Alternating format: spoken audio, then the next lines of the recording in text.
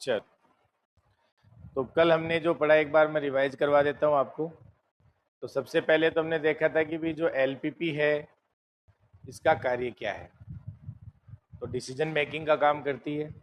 दूसरा कि भाई ये जो कार्य विधि है वो किसने दी थी, वैज्ञानिक का नाम याद हो गया, मार्शल वुड और डेंटजिंग। ठीक है, ठीक है, तो ये भी ध्यान रखना है।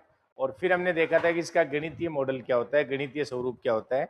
तो गणितीय स्वरूप लिखने में हमें तीन इसके घटक की आवश्यकता होती है, जिसमें पहला घटक था उद्देश्य फलन, और दूसरा उद्देश्य फलन को इंग्लिश में कहते हैं ऑब्जेक्टिव फंक्शन, और दूसरा था कंस्ट्रेंट या फिर अपन कहे प्रतिबंध, और तीसरा था यानी कि ऋणेतर प्रतिबंध, यानी नॉन नेगेटिव रिस्ट्रिक्शन बोलते हैं जिसको, नॉन नेगेटिव रिस्ट्रिक्शन। ठीक है, तो गणितीय मॉडल लिख लिया था अपन ने इसका।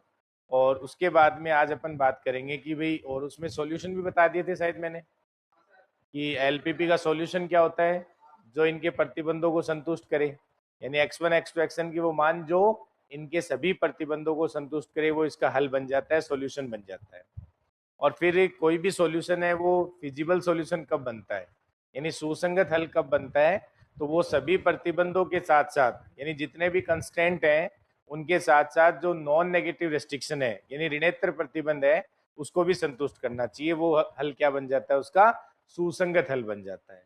फिर मैंने बताया था ऑप्टिमल सॉल्यूशन यानी इष्टतम हल। तो कोई भी जो सुसंगत हल है या फिजिबल सॉल्यूशन है वो ऑप्टिमल सॉल्यूशन कब बनता है, जो अपने जो भी ऑब्जेक्टिव फंक्शन होता है, उद्देश्य फलन होता है, उसको वो सेटिस्फाई करे, मतलब उसको मैक्सिमाइज है तो मैक्सिमाइज कर दे और मिनिमाइज है तो मिनिमाइज कर दे। ये हमने यहाँ तक लास्ट क्लास में कर लिया था। तो आज अपन पढ़ेंगे ग्राफिकल मेथड। तो ग्राफिकल मेथड से एक क्वेश्चन 100% आना है, हो सकता है 2 क्वेश्चन भी आ जाएं।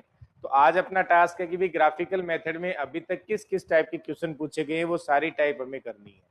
तो ये क्वेश्चन आपको सीख के जाना है। तो आज का टास्क क्या है कि सर ग्राफिकल मेथड पे कोई भी क्वेश्चन आए हम गलत नहीं करके आएंगे, उसमें क्या क्या जरूरत होती है सारी चीजें अपन डिस्कस करेंगे। तो सबसे पहले आप हेडिंग डाल लें graphical method, graphical method, graphical method. अब इसमें वैसे तो कोई थ्योरी नहीं होती है, लेकिन इसमें हम जो भी इसकी कार्यविधि होती है उसको मैं थोड़ा थोड़ा लिखवा देता हूँ साथ साथ में। तो इसमें कुछ वर्ड्स हैं जो आपको ध्यान रखने हैं, जैसे अद्वितीय हल, यूनिक सॉल्यूशन। तो यानी मैं कुछ वर्ड लिख रहा हूं, इनको आपकी हैबिट हो जानी चाहिए, आपको याद हो जाने चाहिए, इनमें हमें इनकी आवश्यकता पड़ेगी। ऑप्शन में लिखे हुए आते हैं। तो यानी कि सबसे पहले मैं लिखता हूं अद्वितीय हल, अद्वितीय हल, जिसको अपन कहते हैं यूनिक सॉल्यूशन। क्या कहते हैं, यूनिक सॉल्यूशन। ये वर्ड सुनने को मिलेगा।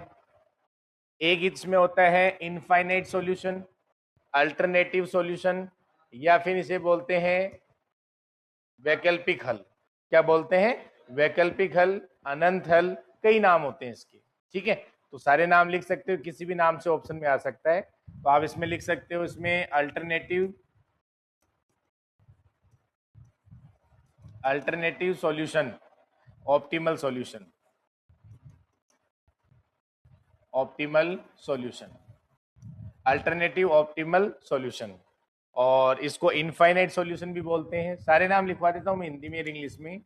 इनफाइनाइट सॉल्यूशन मतलब इनकी जगह कुछ भी लिखा हुआ आ सकता है, सबका मतलब एक ही होगा। या हम कहें अनंत हल, अनंत हल, या हम कहें यहां पे लिखा आ सकता है वैकल्पिक इष्टतम हल, वैकल्पिक, वैकल्पिक इष्टतम हल लिख लेंगे सभी ये। इन सब का एक ही मतलब है। या कई बार ऐसा भी लिखा आ सकता है दो या दो से ज्यादा हल, दो या दो से ज्यादा हल, उन सब का ये एक ही मतलब होता है, दो या दो से ज्यादा है। अभी इसमें दिमाग नहीं लगाना है ये क्या होता है, इसको क्या कहते हैं, ये नहीं सोचना है, केवल ये वर्ड सुने हुए होने चाहिए आपको। अद्वितीय हल, मान लो ऑप्शन में कहीं लिखा रहा है, उसका मतलब क्या है सर, यूनिक सॉल्यूशन। यानी अगर कोई एलपीपी है उसके पास एक ही सॉल्यूशन है, उसको क्या नाम दिया जाता है, अद्वितीय हल या यूनिक सॉल्यूशन। ठीक है, अगर मान लो किसी एलपीपी के पास दो या दो से ज्यादा हल आ जाते हैं उसको बोलते हैं अनंत हल, या वैकल्पिक इष्टतम हल भी लिखा आ सकता है, या इंग्लिश में देखें तो इनफाइनाइट सॉल्यूशन आ सकता है, या फिर इसके पास अल्टरनेटिव ऑप्टिमल सॉल्यूशन लिखा आ सकता है। लेकिन ये कब आएगा? जब आपके पास दो या दो से ज्यादा हल हो जाए, दो या दो से ज्यादा हल हो जाए। ठीक है, तो ये एक ऑप्शन है जो एग्जाम में लिखे मिलते हैं आपको। इन पे भी आपको केवल ये वर्ड सुनने हैं और कुछ भी नहीं है। अब ये क्या होते हैं, कब इनको अपन को इसमें काम में लेना है, इसका मतलब क्या होता है, वो सारी चीजें अपन आगे बात करेंगे। ठीक है, तो यहां से इसको आप ये भी लिख सकते हैं, दो या दो से ज्यादा हल, दो या दो से ज्यादा हल, या दो या दो से अधिक हल, ऐसे भी लिख सकते हैं, दो या दो से अधिक हल। समझ में आई क्या बात? दो या दो से अधिक हल, बात समझ में आ रही है सबको? यानी सर यूनिक सॉल्यूशन यानी अद्वितीय हल, और इनफाइनाइट सॉल्यूशन या more than one solution, more than one solution भी लिखा आ सकता है इंग्लिश के अंदर अगर अपन देखें तो दो या दो से अधिक हल आ जाए, या फिर वैकल्पिक इष्टतम हल आ जाए, अनंत हल आ जाए, इनमें से कोई भी वर्ड यूज किया जा सकता है। तो सबसे पहले अभी मैंने ग्राफिकल मेथड स्टार्ट नहीं किया है, इसमें ये केवल वर्ड बता रहा हूं जिनका अपन को यूज में लेना है। तो यहाँ पे आप लिख लेंगे इसमें। अब इसमें एक आगे वर्ड आता है फिजिबल, लिख लिया गया इसको? लिखो।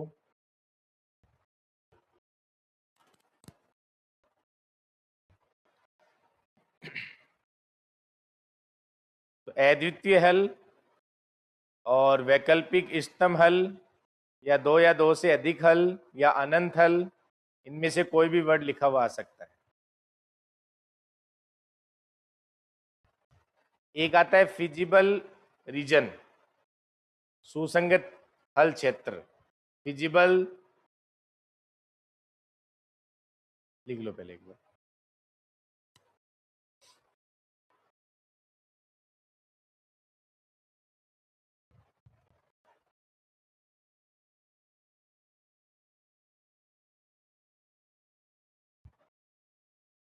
लिखा सबने?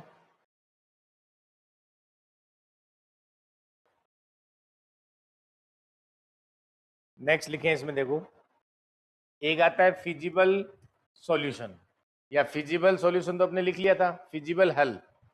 फिजिबल क्षेत्र का मतलब क्या होता है, यानी कि सुसंगत क्षेत्र, सुसंगत क्षेत्र, सुसंगत हल एक होता है सुसंगत क्षेत्र। तो यहाँ पे आप लिखेंगे नेक्स्ट इसमें सुसंगत, सुसंगत हल क्षेत्र, ऐसे भी लिख सकते हैं, सुसंगत हल क्षेत्र या सुसंगत क्षेत्र भी कहते हैं इसको। तो इसको क्या कहेंगे, फिजिबल, फिजिबल, फिजिबल रीजन या फिजिबल सॉल्यूशन रीजन, ऐसे लिख सकते हैं।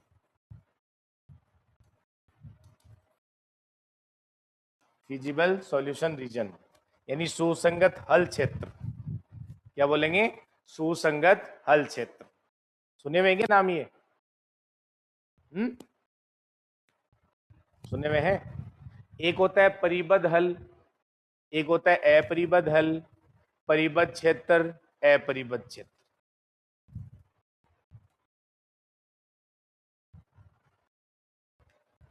इसलिए मैं पहले ही लिखवा देता हूं इनको कि भाई ये आपके नाम सुने हुए होने चाहिए।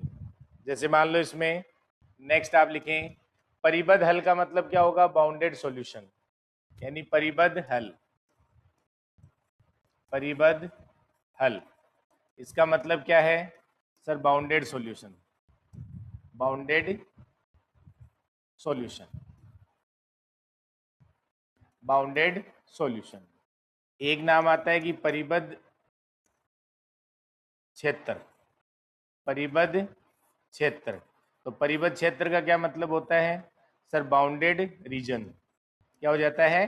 Bounded reason, bounded reason. ठीक है, एक आ जाता है अपने पास अपरिबद्ध हल, अपरिबद्ध हल, अपरिबद्ध हल, और एक आता है अपरिबद्ध क्षेत्र, अपरिबद्ध क्षेत्र। अपरिबद्ध हल का मतलब होता है unbounded solution, unbounded solution, unbounded solution. और यहां अपने वर्ड यूज होता है unbounded, unbounded region, unbounded reason.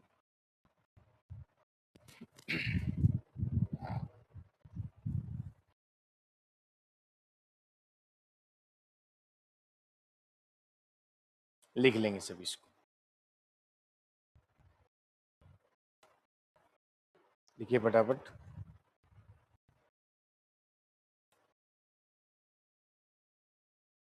एक वर्ड और लिख लेते हैं, बाकी अपने कंप्लीट हो गए। अनावश्यक प्रतिबंध, रिडेंडेंट कंस्ट्रेंट बोलते हैं जिसको, अनावश्यक प्रतिबंध। ये याद हो गया क्या सबको? आपको जब भी ग्राफिकल मेथड का अगर क्वेश्चन हल करना है, अगर आप चाहते हो सर कैसा भी क्वेश्चन आए हम कर देंगे, तो ये वर्ड याद हो गए क्या? पहले ये बताओ, बोलो देखे बिना देखे, बिना देखे बोलो। हाँ बोलते रहो तो। अद्वितीय हल यानी unique solution. Sir alternative solution या अनंत सॉल्यूशन, इनफाइनाइट सॉल्यूशन, या वैकल्पिक स्तंभ हल भी बोल सकते हैं, या फिर दो या दो से अधिक हल आ जाए वो भी उसी में काउंट होता है।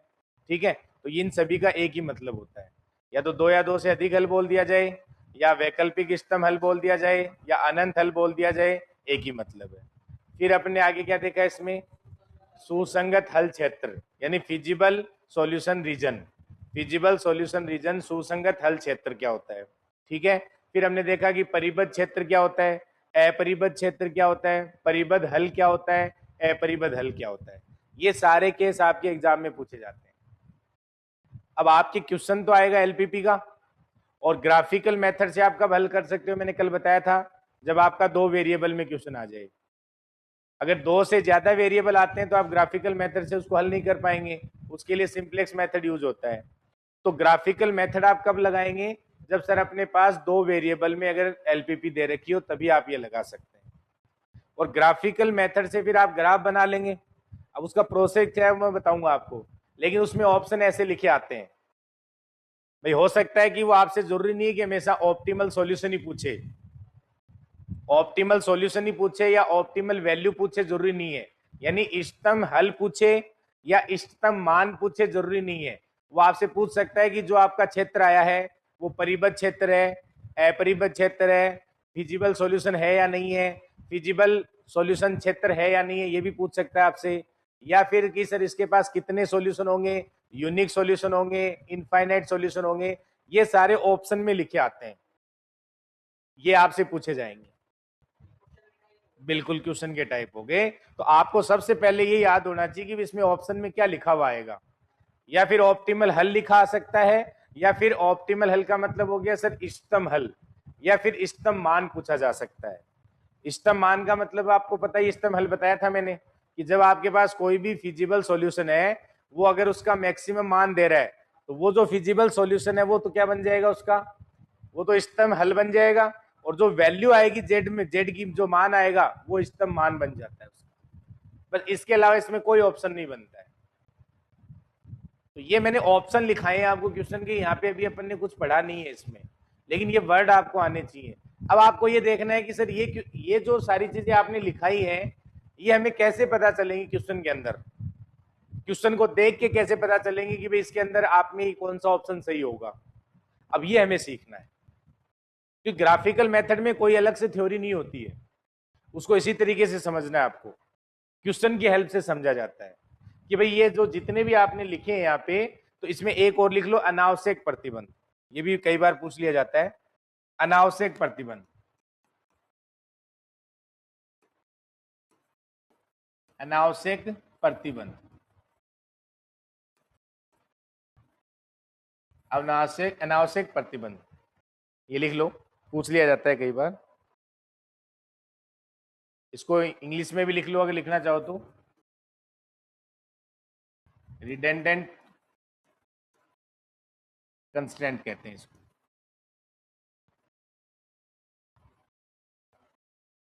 क्या कहते हैं?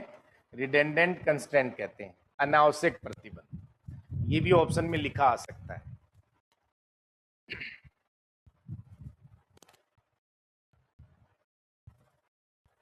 एक होता है नो फिजिबल रीजन या सॉल्यूशन रीजन, कोई सुसंगत हल क्षेत्र विद्यमान नहीं है, ये भी वर्ड यूज होता है, ये भी लिख सकते हैं आप।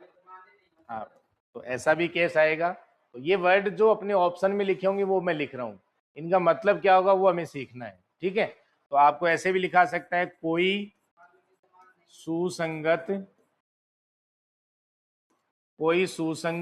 हल क्षेत्र विद्यमान नहीं है, विद्यमान नहीं, कोई सुसंगत हल क्षेत्र विद्यमान नहीं है, यानी इसको हम कह सकते हैं नो फिजिबल सॉल्यूशन रीजन।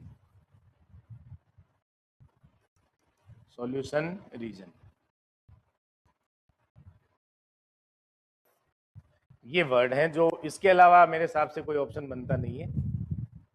तो इस केस में नो सॉल्यूशन भी आ जाता है, जहां पे ये आएगा ना उसके साथ में नो सॉल्यूशन, यानी कोई हल नहीं होगा। जब आपके पास सुसंगत हल क्षेत्र ही नहीं होगा तो उसके पास कोई हल नहीं होगा, यानी कोई इष्टतम हल विद्यमान नहीं होगा। तो ये इनका मीनिंग होते हैं, ठीक है। तो जब ये आएगा उसके साथ में ऑब्लिक करके लिख सकते हो आप, कोई इष्टतम हल विद्यमान नहीं होगा। अब इनमें दोनों में से कोई भी एक लिख सकता है वो, अब जरूरी नहीं ये लिखे उसमें ऑप्शन में, इसको इसी के साथ में ऐसे ऑब्लिक करके लिख लेंगे। क्या लिख सकता है, कोई इष्टतम हल विद्यमान नहीं होगा। क्या लिख सकता है, कोई इष्टतम हल, कोई इष्टतम हल विद्यमान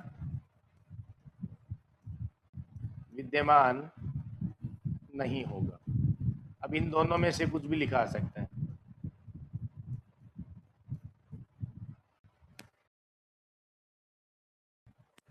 या कोई हल नहीं है ऐसा भी लिख सकता है, एक ही मतलब है सबका, ठीक है।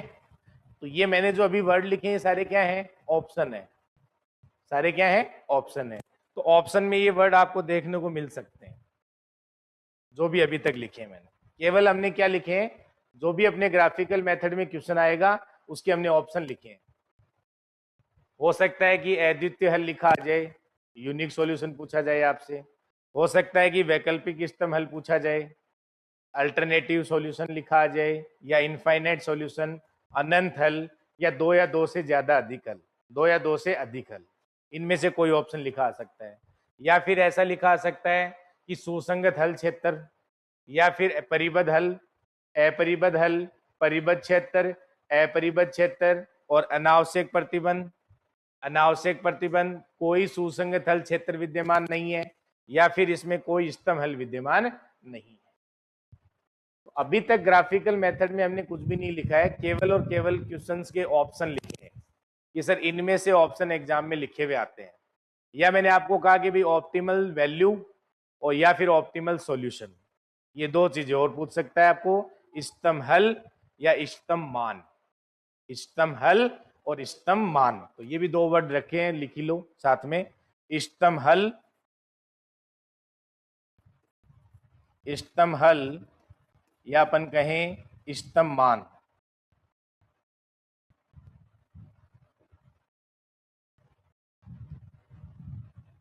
और तथा इष्टतम मान, इनमें से कोई पूछ सकता है, ये भी पूछ सकता है इष्टतम मान, मतलब optimal solution and optimal value, optimal solution और ऑप्टिमल वैल्यू। इसके अलावा आज तक कहीं भी ग्राफिकल पे क्वेश्चन आया हो इसके अलावा कोई ऑप्शन नहीं बनता है। बताओ इसमें कोई समस्या किसी को? देखो ग्राफिकल को वही है, यहाँ से क्वेश्चन आता है, आसान सा आता है, हो जाता है, अगर आप ये चीजें ध्यान रखते हैं तो इनके अलावा आपसे ऑप्शन नहीं पूछा जाएगा। तो सबसे पहले आपको ये ऑप्शन याद, मतलब ये वर्ड आपके सुने हुए होने चाहिए सारे के सारे। अब हमें इनको सीखना है, और कैसे सीखना है, क्वेश्चंस पे अप्लाई करके सीखना है कि सर कैसे पता चलेगा कि इनमें से कौन सा ऑप्शन सही होगा। इनमें से कोई चार ऑप्शन आ सकते हैं, तो हम कैसे डिसाइड करेंगे कि भाई इसमें परिबद्ध हल है, या परिबद्ध क्षेत्र है, या अपरिबद्ध हल है, या अपरिबद्ध क्षेत्र है, या फिर अपन कहें कि इसके पास यूनिक सॉल्यूशन है, या हम कहें इसके पास वैकल्पिक स्तंभ हल हैं, कैसे डिसाइड करेंगे? इसके पास अनंत हल हैं, या दो या दो से ज्यादा हल हैं, या फिर इसका स्तंभ मान कैसे देखते हैं, और फिर इसका स्तंभ जो हल है वो कैसे देखते हैं? ये इतना क्वेश्चन है। ये सारी चीजें हमें क्या करनी है? सीखनी है। तो आज का टास्क क्या है, समझ में आ गया? सर ये सारी चीजें हमें देखनी है कि ग्राफिकल मेथड से कोई भी क्वेश्चन करते हैं तो उनमें इन सभी चीजों को अपन उस क्वेश्चन में कैसे पहचानेंगे, उसका एक प्रोसेस होता है, वो हमें सीखना है। ठीक है, तो अब हम उसको लिखते हैं कि इसकी जो कार्य विधि है वो क्या होती है ग्राफिकल मेथड में, आपको क्या करना है उसमें। तो उसमें सबसे पहले क्या करना होता है, सुनो इधर। सबसे पहले आपको जो भी एलपीपी दे रखी है तो उसमें क्या होंगे? कंस्टेंट होंगे, यानी प्रतिबंध होंगे। तो सबसे पहले उन प्रतिबंधों का ग्राफ बनाना है। क्या करना है सर? उन प्रतिबंधों का ग्राफ बनाना है। और फिर सर हमारे पास जो भी असमीकाएं होंगी उनके क्षेत्र को प्लॉट करना है। सबसे पहले क्या करना है सर? जितने भी हमें प्रतिबंध दे रखे होंगे उन सभी प्रतिबंधों का ग्राफ बनाएंगे। दूसरा काम क्या है कि सर जो भी असमीकाएं, असमीकाएं का मतलब मैं क्या कहना चाह रहा हूं कि मान लो कि आपको ऐसे कह दिया जाए x plus y greater than equal to 1 है, तो अब आप इस प्रतिबंध को तो प्लॉट कर लोगे, x प्लस वाई बराबर 1 लाइन प्लॉट करनी है। लेकिन अब आपको डिसाइड करना है ना कि उस लाइन के इधर वाला एरिया लेना है या उस साइड वाला एरिया लेना है। तो यानी जो भी असमीकाएं हैं उनका जो अपना क्षेत्र है उसको प्लॉट करना है। तो सबसे पहले क्या करेंगे? सबसे पहले क्या करेंगे, जल्दी बोलो सर? जो प्रतिबंध हैं उनका ग्राफ बनाना है, और दूसरा जो भी असमीकाएं हैं उनका जो क्षेत्र है वो प्लॉट करना है। तीसरा काम है कि जो भी असमीकाओं का आपने क्षेत्र प्लॉट किए उनमें से जो उभयनिष्ठ क्षेत्र है वो हमें देखना है। क्या करना है? उभयनिष्ठ क्षेत्र है वो हमें देखना है, और जो उभयनिष्ठ क्षेत्र आता है वही क्या बन जाता है? सुसंगत हल क्षेत्र बन जाता है। क्या देखना है? उभयनिष्ठ हल क्षेत्र देखना है उन सबका, कि सर उभयनिष्ठ क्षेत्र कौन सा है उन सभी असमीकाओं का, और जो उभयनिष्ठ क्षेत्र आता है वही क्या बन जाता है? सुसंगत हल क्षेत्र बन जाता है, फिजिबल सॉल्यूशन रीजन बन जाता है। अब सर वो जो आपने निकाल लिया जो भी सुसंगत हल क्षेत्र आया वो दो टाइप का हो सकता है। अब जरूरी नहीं है कि हमेशा आपको मिल ही जाए, ध्यान रखना, जरूरी नहीं है कि हमेशा आपको जो कॉमन रीजन है वो मिल ही जाए, हो सकता है ना मिले। तो सर नहीं मिलेगा तो आपने एक लिखा है ना ऑप्शन, ये रहा, कोई सुसंगत हल क्षेत्र विद्यमान नहीं है, तो उस केस में सर ये ऑप्शन आ जाएगा। अगर मान लो सुसंगत हल क्षेत्र विद्यमान हो गया तो फिर उसके आगे क्वेश्चन बनने स्टार्ट हो जाते हैं। पूरी दिमाग में थ्योरी फिट कर लेना, 2 मिनट का टॉपिक है पूरा, बस बाद में कुछ भी नहीं है इसमें, केवल क्वेश्चन करने हैं, उनको प्लॉट करना आना चाहिए आपको, और वो ग्राफ बनाना है। वो कोई आसान, मैंने पहले भी बता रखा है, जैसे लाइन कैसे प्लॉट करते हैं आपको सिखाई हुई है, वही काम करना है कि सर एक बार x को 0 रखते हैं, y का मान निकाल लेते हैं, y को 0 रखते हैं, x का मान निकाल लेते हैं। तो लाइन प्लॉट करना सबको आता है, और वही हमें करना है इसमें, तो वो बड़ा काम नहीं है। तो सबसे पहले क्या करेंगे? सबसे पहले क्या करेंगे बोलो सर? जो भी हमें प्रतिबंध दे रखे हैं उनका हमें ग्राफ प्लॉट करना है। सर फिर बाद में जो भी असमीकाएं हैं उनका क्षेत्र प्लॉट करना है, और फिर तीसरा है कि सर उनका उभयनिष्ठ क्षेत्र देखना है। अगर उभयनिष्ठ क्षेत्र नहीं है तब तो सर ये आ जाएगा कोई सुसंगत हल क्षेत्र विद्यमान नहीं है। अगर मान लो सुसंगत हल क्षेत्र विद्यमान है तो सर उसके पास फिर दो ऑप्शन आ जाएंगे, या तो वो परिबद्ध होगा या फिर अपरिबद्ध होगा। परिबद्ध होने का मतलब वो चारों तरफ से बंद होगा, और अपरिबद्ध होने का मतलब सर एक तरफ से खुला रहेगा। तो फिर पहचान लेंगे कि सर परिबद्ध क्षेत्र है या अपरिबद्ध क्षेत्र है। और ध्यान रखना जो परिबद्ध क्षेत्र होता है बेटा उसको बोलते हैं बहुभुज, और ये एग्जाम में क्वेश्चन पूछा हुआ है, ये एग्जाम में क्वेश्चन पूछा हुआ है कि जो इसका परिबद्ध क्षेत्र आता है, फिजिबल हल क्षेत्र अगर परिबद्ध होता है तो उसको, उसकी आकृति कैसी बनती है? बहुभुज टाइप की बनती है। कैसी बनती है? बहुभुज टाइप की बनती है। ये एग्जाम में क्वेश्चन पूछा हुआ है। ये जो भी मैं बोल रहा हूं सब आपको लिखवाऊंगा, टेंशन लेने की जरूरत नहीं है। तो सर पहले अपन इसको सीख लेते हैं, बाद में लिख लेते हैं। तो इसका मतलब क्या हुआ सर? फिजिबल सॉल्यूशन रीजन मिल गया, यानी सुसंगत हल क्षेत्र मिल गया। अब हमें क्या करना है सर? इस सुसंगत हल क्षेत्र के पास दो ऑप्शन हो गए, या तो ये क्या होगा? परिबद्ध, या सर ये होगा अपरिबद्ध। ये देखना है, मैं बात करता हूं। अब सर फिर इसके बाद पूछा जाएगा, अगर मान लो आपको सुसंगत हल क्षेत्र मिल गया है तो भैया बताओ इसके पास कितने सॉल्यूशन होंगे। और सॉल्यूशन, अब आप एक बात बताओ, हमने ऑप्टिमल सॉल्यूशन निकाला था, मैंने डेफिनेशन बताई थी आपको। तो सर ऑप्टिमल सॉल्यूशन जो होता है वो एक सुसंगत हल बनता है, उनमें से ही बनता है कोई ना कोई। लेकिन सर सारे सुसंगत हल ऑप्टिमल बन जाए जरूरी नहीं है, लेकिन उनमें से कौन सा बनता है जो उसको मैक्सिमाइज या मिनिमाइज करे। यानी अगर उद्देश्य फलन मान लो अधिकतम का है तो उसको वो अधिकतम कर दे, अगर न्यूनतम का है तो सर न्यूनतम कर दे। लेकिन बेटा अगर मान लो ऐसा एरिया आ गया, देखना ये चीज समझना, मान लो कि आपने प्लॉट किया और ये एरिया आ गया पूरा, सर हमारा जो सुसंगत हल क्षेत्र है वो ये आ गया, तो भैया इसमें तो कितने पॉइंट आएंगे हमेशा, कितने सॉल्यूशन आएंगे इसके अंदर, ये सारे के सारे क्या है, सुसंगत हल है, सारे के सारे सुसंगत हल है। तो सर ये तो इनफाइनाइट हल है, और सुसंगत हल जो भी होंगे वो हमेशा इनफाइनाइट होंगे। सुसंगत हल है वो तो क्योंकि आपका जो भी क्षेत्र आएगा उस क्षेत्र में जितने भी हल हैं वो सारे सुसंगत हल होंगे। तो सर ये तो इनफाइनाइट हल है, तो अब आप इन सभी की वैल्यू थोड़ी रखोगे, सभी को थोड़ी पुट करोगे उसके अंदर जेड के मान में, लेकिन कौन से करने होते हैं सर, इसके जो कॉर्नर पॉइंट होते हैं। क्या करना है, जो आपका फिजिबल यानी कि सर हमारा सुसंगत हल क्षेत्र जो आता है उसमें सभी सुसंगत हल होते हैं, लेकिन सर वो तो इनफाइनाइट होते हैं। लेकिन हमें ऑप्टिमल सॉल्यूशन अगर निकालना है, इष्टतम मान अगर इष्टतम हल निकालना है, तो सर हम सभी को ना रख के केवल जो कॉर्नर पॉइंट पे हैं उन सबको रखते हैं। कौन से पॉइंटों को रखते हैं, कॉर्नर पॉइंटों को रखते हैं। और उन कॉर्नर पॉइंटों में से जो अगर आपके मैक्सिमम को मैक्सिमम कर रहा हो या फिर अगर उद्देश्य फलन को मिनिमम कर रहा हो, वो हमारे पास क्या बन जाता है, इष्टतम हल बन जाता है। ये बताएंगे, बात समझ में आई कि नहीं आई, पहले ये बताओ, बात समझ में आई आप लोगों को, पक्का? तो पूरी प्रोसेस समझ में आ गई क्या, बोलो देखिए मेरे साथ साथ, बोलो। सबसे पहले क्या करना है कि सर जो हमारे पास प्रतिबंध होंगे उनका ग्राफ बनाना है। दूसरा काम क्या है कि सर वो असमीकाएं हैं उनका जो क्षेत्र है उसको प्लॉट करना है।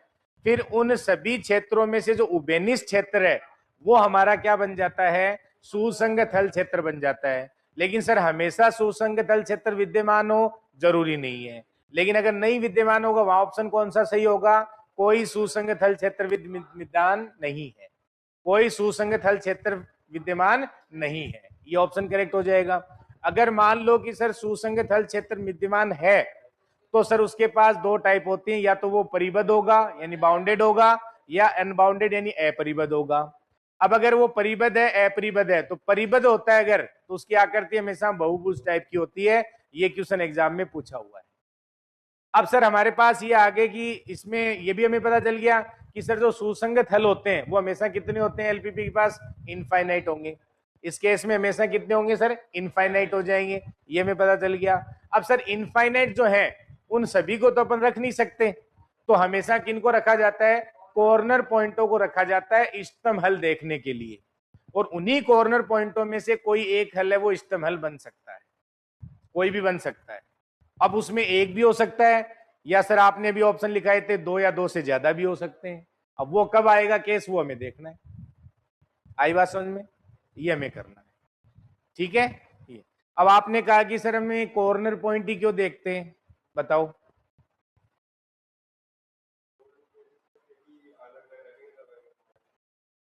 अलग अलग रखेंगे तो अलग अलग मानेंगे मतलब, रख क्यों नहीं सकते, रखने में क्या मतलब दिक्कत है ये थोड़ी रीजन होता है बहुत सारे हो जाएंगे, बोलो। ये रीजन थोड़ी होता है कि सर बहुत सारे हो जाएंगे इसलिए कम रख लो नहीं नहीं नहीं, दिमाग लगाओ थोड़ा, इस पे दिमाग लगाओ। सोचो कि अगर मान लो यहाँ कॉर्नर पॉइंट कौन से हो तो पता चल रहा है, सर एक तो कॉर्नर पॉइंट ये रहा, एक कॉर्नर पॉइंट ये रहा, और एक कॉर्नर पॉइंट ये रहा। तो कॉर्नर पॉइंट तो इसमें तीन ही है, तो बाकी सर ये भी पॉइंट है, ये पॉइंट भी है, ये भी है, और इसके बीच वाले भी हैं। ये सारे के सारे क्या है इसके, सुसंगत है, क्या है, सारे के सारे सुसंगत हल है। तो इनमें अपन यही क्यों रखते हैं,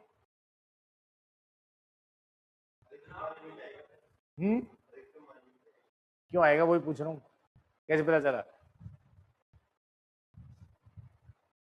दिमाग लगाओ देखें। हाँ, तो जरूरी थोड़ी है ये ऐसा ही रहेगा हमेशा। क्षेत्र तो कैसा भी आ सकता है। क्षेत्र जरूरी थोड़ी है यूं ही रहेगा हमेशा। क्षेत्र तो यूं हो सकता है, कैसा भी बन सकता है। ये मान लो इस टाइप का आ जाए, कैसे। तो अभी मैंने जो लिखा है पहले वो लिखो, और ये अपना क्वेश्चन रहा। कोई बता सकता है?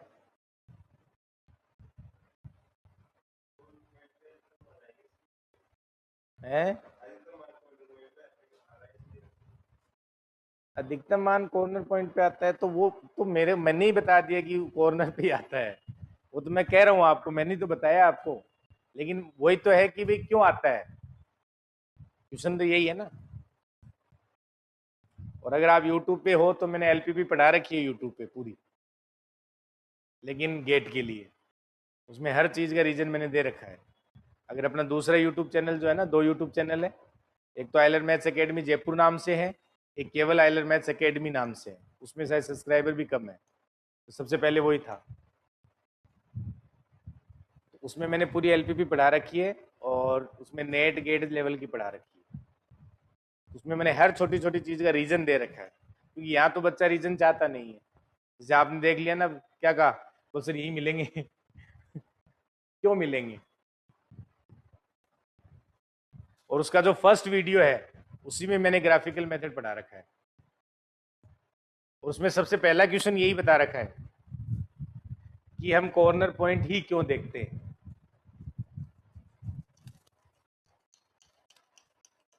चलो अभी अपनी जो प्रोसेस है वो लिखें सभी। क्वेश्चन रहना चाहिए दिमाग में, कॉर्नर पॉइंट ही क्यों देखते हैं। ये तो आप ध्यान रखें, कॉर्नर पॉइंट ही देखेंगे। क्वेश्चन तो इससे हो जाएंगे अपने सारे, लेकिन कॉर्नर पॉइंट ही क्यों देखते हैं। तो आप कल आप वो वीडियो देख के सर्च करके आओगे, बगैर जयपुर वाले। और पहला ही वीडियो है बेटा। एक तो है जिसमें ये लिखा मिलेगा एलपीपी क्लास फर्स्ट, और उसको आप पढ़ के आओगे, वो वैसे भी आपके काम का है। और सारे वीडियो ही काम के, बस इसमें प्रॉब्लम इतनी है कि मैंने सारी चीजें इंग्लिश में लिखवा रखी है, लेकिन समझा तो हिंदी में रखा है। तो देखेंगे और फिर मेरे को बताएंगे आके रीजन, वरना कल तैयार है क्लास। ठीक है। तो अब लिखें, आप प्रोसेस लिखें और सोचो फिर, क्या पता खुद का ही दिमाग लग जाए।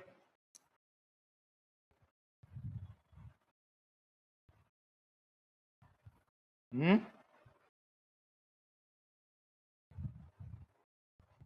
सोचो। चलो लिखें सबसे पहले। तो सबसे पहले मैंने क्या बोला था, इसकी प्रोसेस लिखें सभी जल्दी से। क्या प्रोसेस थी बोलो, फटाफट प्रोसेस लिखें इसकी पूरी। अभी जो हमने बोला है वो सारा कुछ लिखें। तो लिख लो, इसमें कार्य प्रणाली लिख लो। तो सबसे पहले क्या करेंगे बताओ इसमें, कि जो भी प्रतिबंध है उनके ग्राफ बनाएंगे। तो सबसे पहले लिखो प्रतिबंधों के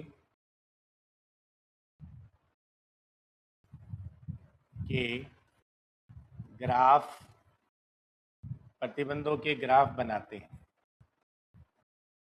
वैसे कोई नहीं है, लेकिन अपने के इस टाइप का बना लेते हैं कि भाई अपन जैसे इसको रीड करें तो तुरंत अपने पूरा एकदम रिकॉल हो जाए।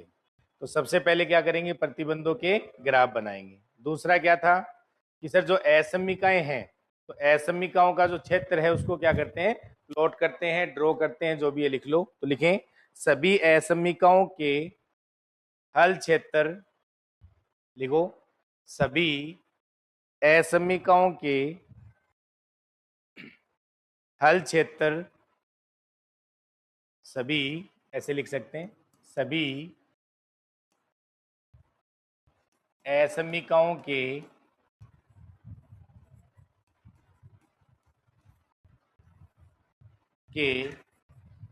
हल क्षेत्र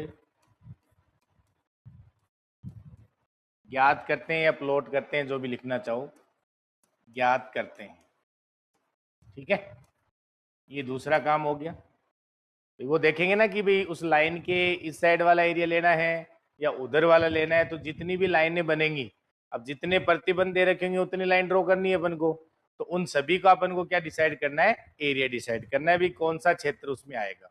तो पहला पॉइंट हो गया सर प्रतिबंधों के ग्राफ बनाते हैं, दूसरा पॉइंट हो गया सभी असमीकाओं के हल क्षेत्र ज्ञात करते हैं, और फिर तीसरा काम क्या रहता है इसमें कि सर आपने ये सभी असमीकाओं का जो हल क्षेत्र ज्ञात किया है इनमें से फिर जो उभयनिष्ठ क्षेत्र है उसको अपन फाइंड आउट करते हैं। तो आप लिखें इसमें नेक्स्ट, सभी प्रतिबंधों के हल क्षेत्र का, सभी प्रतिबंधों के ये सॉरी सभी असमीकाओं के, ऐसे लिख लो, सभी असमीकाओं के,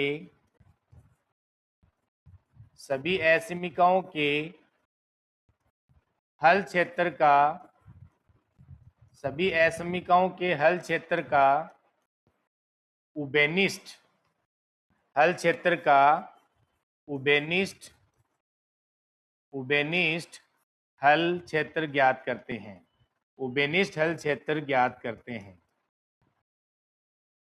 उभयनिष्ठ हल क्षेत्र ज्ञात करते हैं, उभयनिष्ठ हल क्षेत्र ज्ञात करते हैं। बात समझ में आ गई? पहला क्या करेंगे सर, प्रतिबंधों के ग्राफ बनाते हैं, दूसरा सभी असमीकाओं के हल क्षेत्र ज्ञात कर लेंगे, फिर तीसरा क्या है अपना काम, सभी असमीकाओं के हल क्षेत्र का जो उभयनिष्ठ हल क्षेत्र है वो ज्ञात कर लेते हैं। अब यहाँ पे दो सिचुएशन आएंगी कि सर ये उभयनिष्ठ हल क्षेत्र मिल भी सकता है और नहीं भी मिल सकता है, तो इसके दो केस बना लेते हैं अपन यहीं से ही। तो आप इसी में ऐसे लिख लेंगे, आगे आपके पास जगह होगी, यहाँ पे दो बना लेंगे कि सर यहाँ से अब दो सिचुएशन आ सकती हैं। यहाँ से दो सिचुएशन क्या आ सकती हैं कि एक तो हमारे पास क्या हो जाए सर, सुसंगत हल क्षेत्र विद्यमान होगा, या फिर अब या पहले ऐसे लिख लो उभयनिष्ठ हल क्षेत्र विद्यमान होगा, या फिर उभयनिष्ठ हल क्षेत्र विद्यमान नहीं होगा। दो सिचुएशन आएंगी, क्या लिखेंगे यहाँ पे सर, यहाँ पे उभयनिष्ठ उभयनिष्ठ हल क्षेत्र, उभयनिष्ठ हल क्षेत्र विद्यमान हो, यानी विद्यमान, और दूसरी सिचुएशन क्या लिख सकते हैं कि सर उभयनिष्ठ हल क्षेत्र विद्यमान ना हो। उभयनिष्ठ एकदम पूरा तरीके से लिखवा देता हूं, बाद में आपको पढ़ना ही नहीं पड़े। उभयनिष्ठ हल क्षेत्र, उभयनिष्ठ हल क्षेत्र विद्यमान ना हो, विद्यमान ना हो, विद्यमान ना हो, ये लिख लेंगे, उभयनिष्ठ हल क्षेत्र विद्यमान ना हो। दो सिचुएशन हो सकती हैं। अब ये जो सिचुएशन आती है, जो उभयनिष्ठ हल क्षेत्र विद्यमान होता है, इस हल क्षेत्र को क्या बोला जाता है, सुसंगत हल क्षेत्र बोला जाता है। क्या बोला जाता है, सुसंगत हल क्षेत्र। तो इसके नीचे लिख लेंगे, अब आपके पास जगह है, इसी के नीचे लिख लेंगे, इधर वाले के क्या लिखेंगे बताओ यहाँ पे सर, यहाँ पे इधर लिख लेंगे सुसंगत हल क्षेत्र विद्यमान, सुसंगत हल क्षेत्र विद्यमान, सुसंगत हल क्षेत्र विद्यमान। और उधर वाली सिचुएशन को क्या कहेंगे, क्योंकि एग्जाम में वैसा नहीं लिखा आएगा, एग्जाम में क्या लिखेगा, कोई सुसंगत हल क्षेत्र विद्यमान नहीं है। तो इस सिचुएशन को क्या कहोगे बताओ, कोई सुसंगत हल क्षेत्र विद्यमान नहीं है। तो इसको आप लिख सकते हैं सर, इधर वाले को लिख सकते हैं कोई सुसंगत, कोई सुसंगत हल क्षेत्र विद्यमान नहीं है, कोई सुसंगत हल क्षेत्र विद्यमान नहीं है, यानी no feasible solution region, no feasible solution region, कोई सुसंगत हल क्षेत्र विद्यमान नहीं है, विद्यमान नहीं है, ये लिख सकते हैं। और इधर हो जाएगा सर, यहाँ पे सुसंगत हल क्षेत्र विद्यमान है, तो अपन यहाँ पे लिख लेंगे क्या कि sir feasible solution region exist, feasible solution क्षेत्र यानी कि रीजन एग्जिस्ट। और यहाँ पे क्या आ जाएगा, नो फिजिबल, तो इंग्लिश में अगर लिखना चाहो तो लिख सकते हो, इसको क्या बोलते हैं, no feasible, no feasible solution region, no feasible solution region. और इसको क्या बोलेंगे सर, यहाँ पे बोल सकते हैं इसको कि feasible, feasible solution region exist. बताओ बात समझ में आएगी नहीं? ये दो पार्ट हो गए। देखो पूरा तरीके से लिख लो ताकि बस इसे एक पेज को पढ़ लेना बाद में।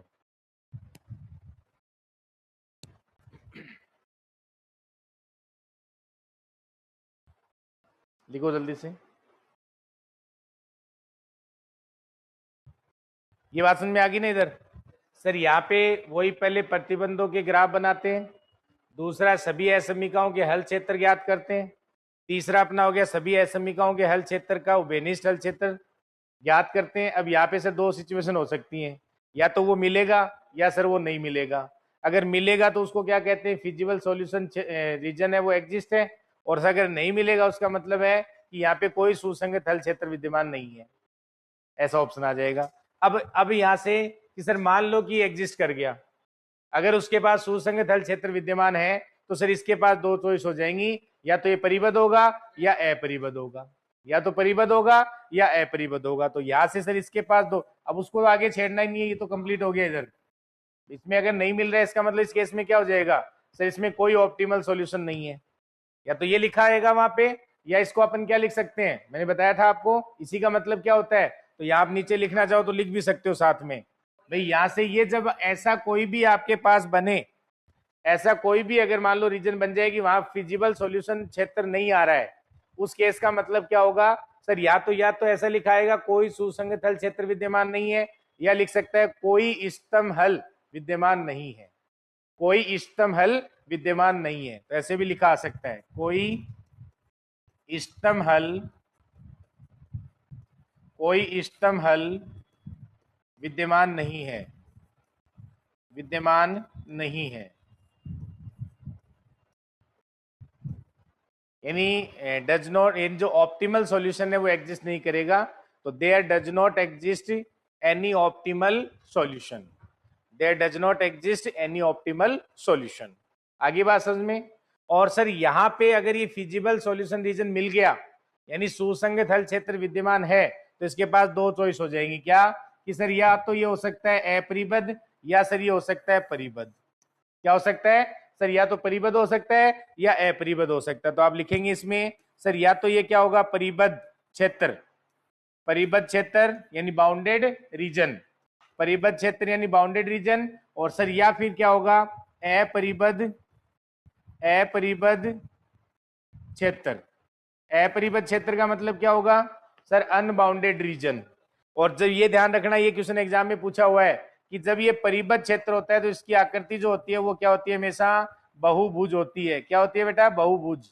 ये लिख लेंगे, इसकी आकृति क्या होती है, बहुभुज होती है। ये एग्जाम में क्वेश्चन पूछा हुआ है, इसकी आकृति क्या होती है, बहुभुज होती है। ये एग्जाम में क्वेश्चन पूछा हुआ है।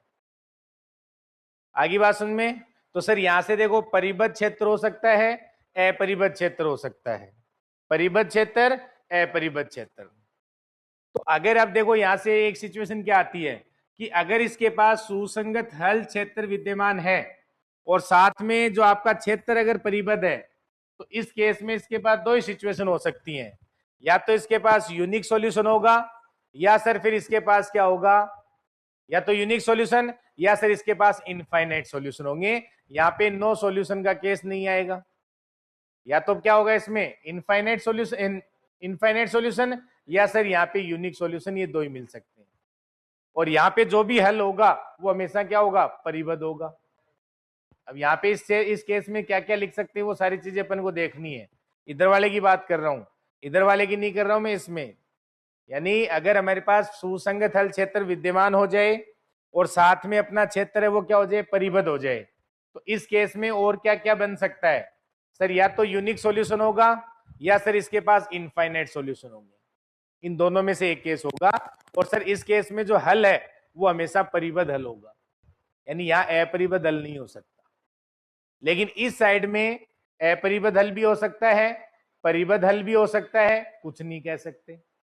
अपरिबद्ध भी हल हो सकता है और परिबद्ध हल भी हो सकता है। और सॉल्यूशन के बारे में यहाँ अपन कुछ नहीं कह सकते कितने होंगे, हो सकता है इनफाइनाइट हो जाए, यूनिक हो जाए, उस चीज का अपन यहाँ पे नहीं कह सकते। लेकिन यहाँ पे जो सिचुएशन आएगी उसका मेन सीधा सा कारण है कि सर यहाँ जो भी हल आएगा वो हमेशा परिबद्ध हल आएगा। क्या आएगा, परिबद्ध हल आएगा। बात समझ में आएगी नहीं? तो ये हमारा, ये चलो ये चीजें अपन आगे लिखेंगे, लेकिन ये समझ में आ गया क्या, सुसंगत हल क्षेत्र विद्यमान होगा तो सर ये दो टाइप का हो सकता है, या तो परिबद्ध होगा या अपरिबद्ध क्षेत्र होगा। जब परिबद्ध होता है तो उसकी आकृति कैसी बनती है, बहुभुज की बनती है। अब अपना काम क्या होता है इसमें कि सर इसमें कॉर्नर पॉइंट देखने हैं और उन कॉर्नर पॉइंट को अपन रखेंगे किसमें, उद्देश्य फलन में, तो वहां से अपन को क्या मिल जाएगा, इष्टतम मान मिल जाएगा, और जिस पे इष्टतम मान मिलेगा वही हमारा इष्टतम हल हो जाएगा। बस ये तरीका, बस ये पूरा ग्राफिकल मेथड होता है। बताओ समझ में आया कि नहीं। अब इसमें क्वेश्चन करना है, क्वेश्चन पे ये सारी चीज हमें देखनी। तो यहां से भी इसके ये लिख लिया आपने, ये प्रोसेस लिख ली इधर वाली ये वाली, तो यहां से आप ये लिख सकते हो कि इसमें आप ये केस, ये जो आपने लिखा है इसके नीचे लिख लेना, ये जो लिखा है ना इसके नीचे लिखेंगे आप परिबद्ध हल। इस सिचुएशन में हमेशा क्या होगा सर, इस सिचुएशन में हमेशा होगा परिबद्ध हल, परिबद्ध हल, इस केस में हमेशा परिबद्ध हल होगा। और इधर वाले में सर जब आपका हल क्षेत्र अपरिबद्ध है, हल क्षेत्र अपरिबद्ध है, उस केस में हल जो है वो सर परिबद्ध भी हो सकता है, अपरिबद्ध भी हो सकता है। तो यहाँ पे आप लिख सकते हैं अपरिबद्ध, या आप ऐसे लिख लो हल परिबद्ध या अपरिबद्ध हो सकता है, ऐसे लिख लेंगे हल परिबद्ध या हल परिबद्ध या अपरिबद्ध हो सकता है।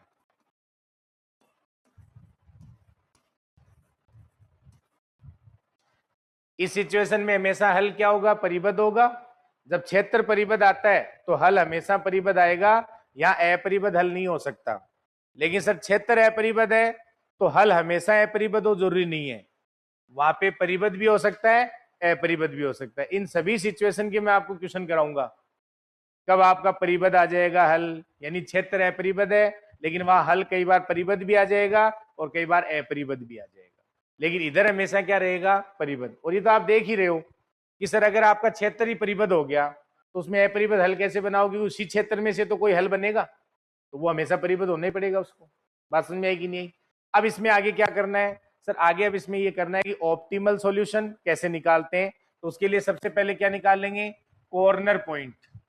सबसे पहले क्या निकालेंगे, कॉर्नर पॉइंट, और उनको फिर किस में रखते हैं, उद्देश्य फलन में, और वहां से में क्या मिलता है, इष्टतम हल या इष्टतम मान। तो आप लिखें इसमें कॉर्नर पॉइंट, शीर्ष बिंदु बोलते हैं जिसको, यानी क्या बोलते हैं इसको, शीर्ष बिंदु। नहीं इसी में लिख लो ना, ये दोनों के बीच में लिख लो इसको, ये केवल इसके लिए नहीं है, वो तो सबके लिए ही है। मतलब आपने जो लिखा है ना, जैसे आपने ये लिखा होगा इधर, इधर ये परिबद्ध क्षेत्र लिखा होगा, इधर अपरिबद्ध क्षेत्र लिखा होगा।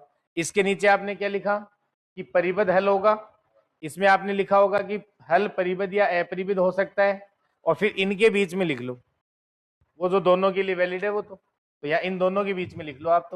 तो सर यहाँ इन दोनों के बीच में जो आएगा यहाँ पे लिख लो। अब यहाँ पे क्या निकालेंगे, इसमें शीर्ष बिंदु, यहाँ पे क्या निकालेंगे, शीर्ष बिंदु यानी कॉर्नर पॉइंट, कॉर्नर पॉइंट,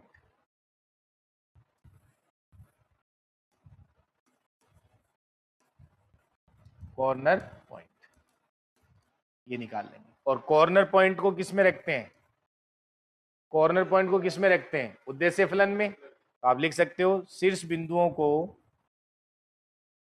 शीर्ष बिंदुओं को, शीर्ष बिंदुओं को उद्देश्य फलन में रखने पर, शीर्ष बिंदुओं को उद्देश्य फलन में, उद्देश्य फलन में रखने पर, रखने पर, शीर्ष बिंदुओं को उद्देश्य फलन में रखने पर, शीर्ष बिंदुओं को उद्देश्य फलन में रखने पर इष्टतम हल व इष्टतम मान प्राप्त होता है। रखने पर इष्टतम हल,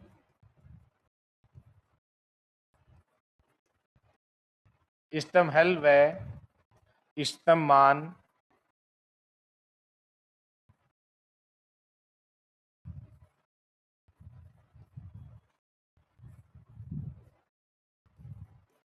प्राप्त होगा नहीं होगा वो इसी से डिसाइड करेंगे अपन।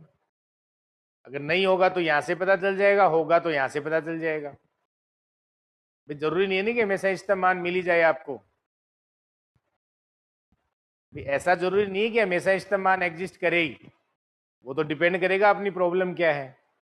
ये जरूरी नहीं है कि हमें मान लो फिजिबल रीजन मिल गया तो हमेशा इष्टतम मान मिल ही जाएगा। नहीं, कई बार ऐसा होगा कि जो आपका जो हल है वो अपरिबद्ध होगा, तो उसका मान हमेशा बढ़ता ही जाएगा। तो बढ़ता जाएगा, वहां पे आप डिसाइड ही नहीं कर पाओगे इसमें से कौन सा इसका ऑप्टिमल सॉल्यूशन बनेगा। तो ऐसी सिचुएशन भी आ सकती है। लेकिन वो सारी चीजें कौन बताएगा? Corner point. कौन बताएंगे? Corner point. इनको रखने पे ही हमें पता चलेगा कि इष्टतम हल व इष्टतम मान प्राप्त हो सकेंगे। तो ये आप लिख लेना नीचे, इष्टतम मान इष्टतम हल मिल भी सकते हैं, नहीं भी मिल सकते हैं। दोनों चीजें, दोनों सिचुएशन हो सकती हैं। ऐसे लिख लेंगे, इष्टतम हल विद्यमान हो भी सकता है और नहीं भी हो सकता है। इष्टतम मान इष्टतम हल विद्यमान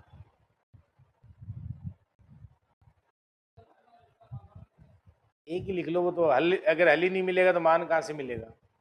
नहीं, इष्टतम हल विद्यमान हो भी सकता है या नहीं भी। वो ये नहीं, इसको हिंदी में लिखा ना महाभारत हो जाती है। नहीं, वरना तो उसमें सीधा लिख लो, optimal solution may or may not be exist. Optimal solution may or may not be exist. अब ये कहानी है, अब देख लो, इससे ज्यादा इसमें कोई थ्योरी नहीं है ग्राफिकल में, बस ये आपको ध्यान रखना है। तो अब इसमें कौन सी सिचुएशन आ सकती है, कब आ सकती है, अब मैं आपको 8-10 क्वेश्चन कराऊंगा, उसमें आपकी सारी क्लियर हो जाएंगी। बस ये ग्राफिकल मेथड, तो ग्राफिकल मेथड आपको 2 मिनट में पढ़ना है जब भी आगे पढ़ना। बाद में इसमें क्या करना है, केवल क्वेश्चन हल करने हैं। तो अब आप देख लो इसमें एक बार मैं रिपीट, हाँ, ऑप्टिमल सॉल्यूशन में और मे नॉट बी एग्जिस्ट। ये हमेशा एग्जिस्ट करेगा, गारंटी नहीं है उस चीज की। देखो इधर ध्यान दो, अब इधर दोबारा रिपीट कर देता हूं मैं एक बार। सर सबसे पहले करेंगे प्रतिबंधों के ग्राफ बनाते हैं, दूसरा सभी असमीकाओं के हल क्षेत्र ज्ञात करते हैं, तीसरा काम सभी असमीकाओं के हल क्षेत्र का उभयनिष्ठ हल क्षेत्र ज्ञात करते हैं। अब सर वो उभयनिष्ठ जो क्षेत्र आएगा वो आपको मिल भी सकता है, नहीं भी मिले। ऐसी सिचुएशन आएगी जहां उभयनिष्ठ क्षेत्र आप नहीं निकाल पाओगे, तो उस केस को क्या कह दोगे, यहाँ कोई सुसंगत हल क्षेत्र विद्यमान नहीं है, यानी यहाँ कोई इष्टतम हल विद्यमान नहीं है। और सर यहाँ पे दो केस बनेगा कि जब उभयनिष्ठ हल क्षेत्र विद्यमान हो, इसका मतलब यहाँ में क्या मिल जाएगा, सुसंगत हल क्षेत्र मिल जाएगा। अब सर जो सुसंगत हल क्षेत्र आएगा ये भी दो टाइप का हो सकता है सर, या तो परिबद्ध हो सकता है या अपरिबद्ध हो सकता है। सर परिबद्ध होगा उस केस में ये बहुभुज बनेगा, और अपरिबद्ध होगा उस केस की कोई आकृति नहीं होती है। ठीक है, अब हमारे पास यहाँ क्या होगा कि सर जब ये परिबद्ध क्षेत्र होगा उस केस में हल हमेशा परिबद्ध होगा, और जब आपके पास हल अगर परिबद्ध है, अगर हल क्षेत्र अगर अपरिबद्ध है, उस केस में हमेशा हल क्या होगा, परिबद्ध भी हो सकता है और सर अपरिबद्ध भी हो सकता है, हम गारंटी नहीं दे सकते। फिर हमें मान लो ऑप्टिमल ज्ञात करना है, उसके लिए अपन कॉर्नर पॉइंट देखते हैं, और कॉर्नर बिंदुओं को कहां रखते हैं, उद्देश्य फलन में, तो वहां से इष्टतम हल या इष्टतम मान हमें मिल जाता है। अब इष्टतम हल है वो मिल भी सकता है, नहीं भी मिल सकता है, लेकिन इधर ध्यान देना, इस सिचुएशन में हमेशा इष्टतम हल मिलता है परिबद्ध हल में। तो ये बात आप लिख सकते हैं कि परिबद्ध हल क्षेत्र में, अगर यहां से ये बात लिख सकते हैं कि सर इस केस में हमेशा हमें क्या मिलेगा, इष्टतम हल और इष्टतम मान मिलेंगे ही मिलेंगे। और वो जो नए मिलने वाला केस है ना, वो इसमें आ जाता है। तो बात समझ में आई क्या? तो क्या लिख सकते हो आप इसमें कि परिबद्ध सुसंगत हल क्षेत्र में, परिबद्ध सुसंगत हल क्षेत्र में इष्टतम हल हमेशा विद्यमान होता है। क्या लिखेंगे, परिबद्ध सुसंगत हल क्षेत्र में इष्टतम हल हमेशा विद्यमान होता है। ये अलग से पॉइंट लिख लेंगे आप। इसका मतलब आपको पता चल गया कि सर इष्टतम हल कब नहीं मिल सकता है, जब इस वाले केस में हो सकता है ना मिले। कौन से वाले में, जब क्षेत्र आपका अपरिबद्ध होगा। बताओ समझ में आया कि नहीं आया? ये है पूरी कहानी।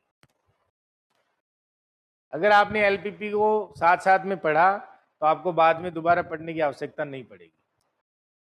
रोज एक क्वेश्चन सीख के जाना है। मैंने कितने क्वेश्चन बताए थे? 6 या 7 क्वेश्चन, तो उतने ही दिन लगेंगे।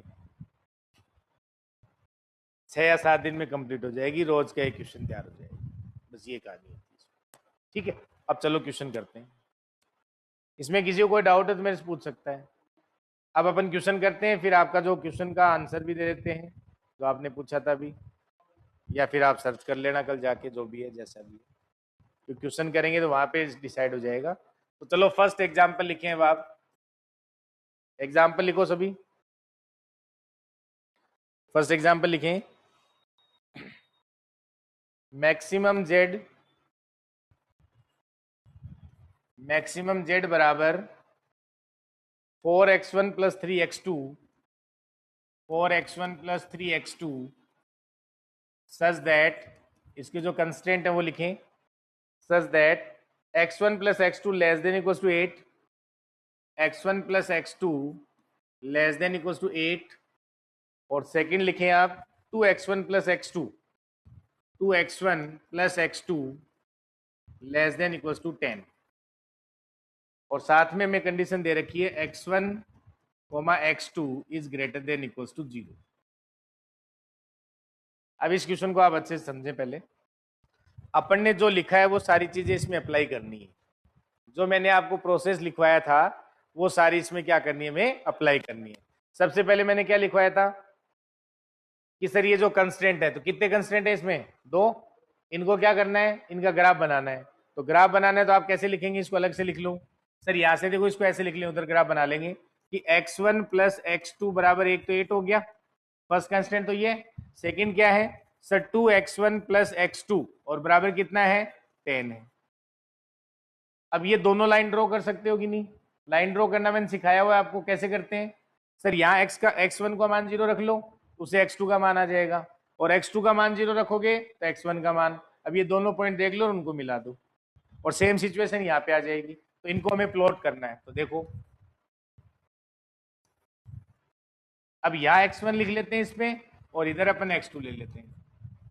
xy में भी हो सकता है, x1 x2 में हो सकता है, उससे कोई कंफ्यूजन नहीं है। अब यहाँ पे x1 को 0 रखोगे तो x2 क्या आएगा, 8।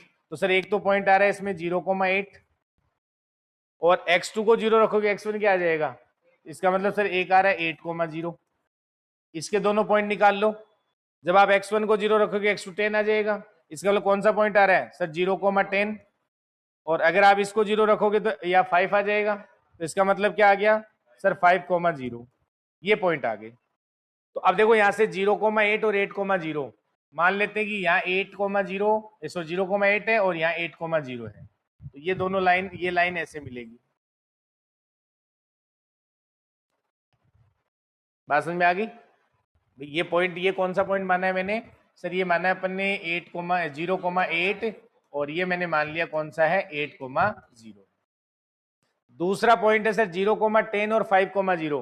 तो 0,10 ऊपर होगा और 5,0 इधर होगा। यानी सर वो लाइन कुछ ऐसी होगी, आप ऐसे बना सकते हैं, वो कुछ ऐसे इस टाइप की बनेगी। अंदाजे से बना रहे हैं क्योंकि अपने पास स्केल नहीं है यहाँ पे। तो सर ये जो पॉइंट है वो क्या मान लिया अपन ने सर, ये 5,0 है, और ये जो पॉइंट है वो क्या है इसका सर, 0,10 है। बताओ हाँ या ना? और x1 और x2 दोनों क्या है, ग्रेटर देन इक्वल टू 0 होंगे। मतलब सर इससे इधर और इससे इधर, फर्स्ट क्वाड्रेंट में देखना है। अब ये तो हमने क्या करा सर, प्रतिबंधों को जो है उसका ग्राफ बना लिया। बाद में क्वेश्चन क्या था कि सर ये जो असमीकाएं हैं, तो इसमें 2 असमीकाएं हैं, इनका जो क्षेत्र है वो डिसाइड करना है। तो ये क्या कह रहा है सर, यहाँ पे ये असमीका क्या कह रही है आपसे, ये जो लाइन है ये कौन सी लाइन है, ये वाली, लेस देन इक्वल टू 8 है। अब आपको मान लो पता नहीं चल पा रहा है कि सर ये जो लाइन है इसके इधर वाला एरिया लेना है या उधर वाला, तो आप एक काम कर सकते हैं, इधर एक कोई पॉइंट रख के देख लिया, कोई भी एक पॉइंट। अगर वो सेटिस्फाई कर रहा है तब तो ये एरिया आएगा, अगर नहीं कर रहा है तो मतलब उधर वाला आएगा। और कोई दिमाग लगाना ही नहीं है, केवल एक बिंदु रख लेना कोई भी। जैसे यहाँ 0,0 ये सीधा सा दिख रहा है तो आप 0,0 रख लो, या फिर अगर और कोई भी पॉइंट रखना चाहते हो वो रख सकते हो। जैसे मान लो 5,0 है, वो इस लाइन से इधर है कि नहीं है, जिसमें ये रख के देख लो, चाहे उसमें ये सेटिस्फाई करना चाहिए। अरे कोई एक पॉइंट देखना है, बाकी नहीं देखने। अगर आपको वैसे तो पता ही है कि भाई इधर वाला आना है, लेकिन मान लो अगर कंफ्यूज हो जाते हो कई बार एग्जाम के अंदर, तो आप उस लाइन के एक साइड का पॉइंट और दूसरी साइड का पॉइंट रख लेना एक एक, उससे डिसाइड हो जाएगा। ऐसा कभी नहीं होगा कि कुछ पॉइंट सेटिस्फाई कर जाएंगे और कुछ नहीं करेंगे, ऐसा कभी नहीं होगा। या तो सारे करेंगे या सारे नहीं करेंगे। आगे बात समझ में? इसका मतलब सर ये वाली जो लाइन है वो आपसे ये कह रही है कि सर ये इधर वाला एरिया लेना है,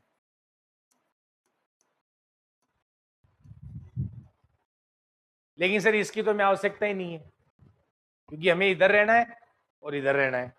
फिर ये जो दूसरी लाइन है सर, इसमें भी लेस देन 10 है, तो 0 0 सेटिस्फाई कर रहा है, इसका मतलब ये भी इधर वाले की बात कर रहा है, तो सर इसका मतलब इसका एरिया कौन सा होगा? ये होगा कि नहीं होगा? तो ये पूरा आएगा इसमें। अब कॉमन एरिया कौन सा है? सर देखो कॉमन एरिया ये है, अगर आपको दिख रहा हो तो सर यहाँ पे कॉमन एरिया कौन सा है? सर अगर आप देख पा रहे हो तो ये, और फिर ये, और ये। बताओ समझ में आया कि नहीं? ये कॉमन एरिया है। अब रीजन क्या है बताओ इसका? पहली बात तो रीजन मिला कि नहीं मिला? मिल गया। कौन सा केस आया ये? देखो कौन सा केस आया सर? इसमें देखो आपने जो लिखाया था उसमें मैंने ये कहा था, देखो इधर प्रतिबंधों के ग्राफ बना लिए, फिर से सभी असमीकाओं के हल क्षेत्र बना लिए, उबेनिस क्षेत्र मिल गया। इसका ये केस नहीं होगा, ये केस नहीं होगा। ये केस कब होता है? जब हमें उबेनिस क्षेत्र नहीं मिलता। और सर इसमें भी अब कौन सा केस हो गया? देखो इधर ध्यान दो सर, उबेनिस हल क्षेत्र मिल गया, मतलब सर यहाँ पे हमारे पास सुसंगत हल क्षेत्र विद्यमान है। और सर इसमें भी इधर आ गए अब अपन, सर परिबद्ध क्षेत्र है, मतलब आकृति बहुभुज जैसी है। इसका मतलब सर यहाँ ऑप्टिमल सॉल्यूशन मिलेगा, यहाँ ऑप्टिमल सॉल्यूशन मिलेगा। अब कौन सा होगा? सर कॉर्नर पॉइंट रखेंगे और देख लेंगे कौन सा उसको मैक्सिमाइज कर रहा है। हो गया केस। बात समझ में आई कि नहीं? बस तो लिखा। इसमें हमें क्या करना है? सर परिबद्ध हल मिलेगा, ये गारंटी है। अब इनमें से वो कोई भी ऑप्शन दे सकता है। अब हल कितने मिलेंगे वो भी पता चल जाएगा कि भाई इष्टतम मान एक पे ही मिल रहा है तब तो यूनिक हो जाएगा, और अगर इष्टतम मान एक से ज्यादा मिल रहा है तो सर उसमें दो या दो से ज्यादा भी लिख सकता है, इनफाइनाइट भी लिख सकता है, या वैकल्पिक इष्टतम हल भी लिख सकता है। तीन नाम आ जाएंगे उस एक केस के। एक ही है बेटा, बताया ना मैंने, ओब्लिक लिखाया ना। अनंत हल, दो या दो से ज्यादा हल, या वैकल्पिक इष्टतम हल, तीनों का मतलब एक ही है। इष्टतम हल नहीं, वैकल्पिक इष्टतम हल।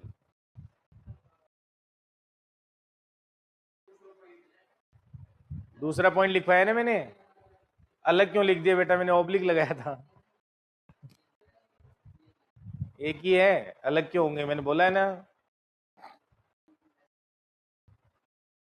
बताओ बात समझ में आई कि नहीं? कौन सा हो गया केस? समझ में आ गया ना? इसका मतलब सर यहाँ ऑप्टिमल सॉल्यूशन मिलेगा। अब इसका मतलब क्या होगा सर? यहाँ पे देख लो, एक तो ये पॉइंट हो गया कॉर्नर पॉइंट, एक ये कॉर्नर पॉइंट हो गया, एक सर ये कॉर्नर पॉइंट हो गया, एक सर ये। अब ये आपको निकालना पड़ेगा, इन दोनों का इंटरसेक्ट पॉइंट है, बाकी आपको पता है सब। ये कौन सा था? 0,8, और ये 0,0 है ही। तो अब आपके पास कॉर्नर पॉइंट कौन कौन से आ गए? सर कॉर्नर पॉइंट आ गए अपने पास, यानी शीर्ष बिंदु। कौन से? शीर्ष बिंदु निकाल लो।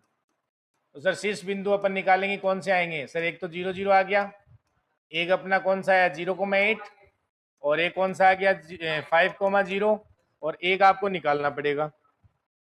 ये इन दोनों का इंटरसेक्ट पॉइंट है, तो दो लाइनें दे रखी हैं, x1 x2 का मान निकाल लो। तो क्या आएगा बोलो? सर ये लाइनें अपने पास क्या है? एक तो है x1 प्लस x2 बराबर 8, और दूसरा क्या है 2x1 प्लस x2 बराबर 10 है। सॉल्व कर लो इसमें।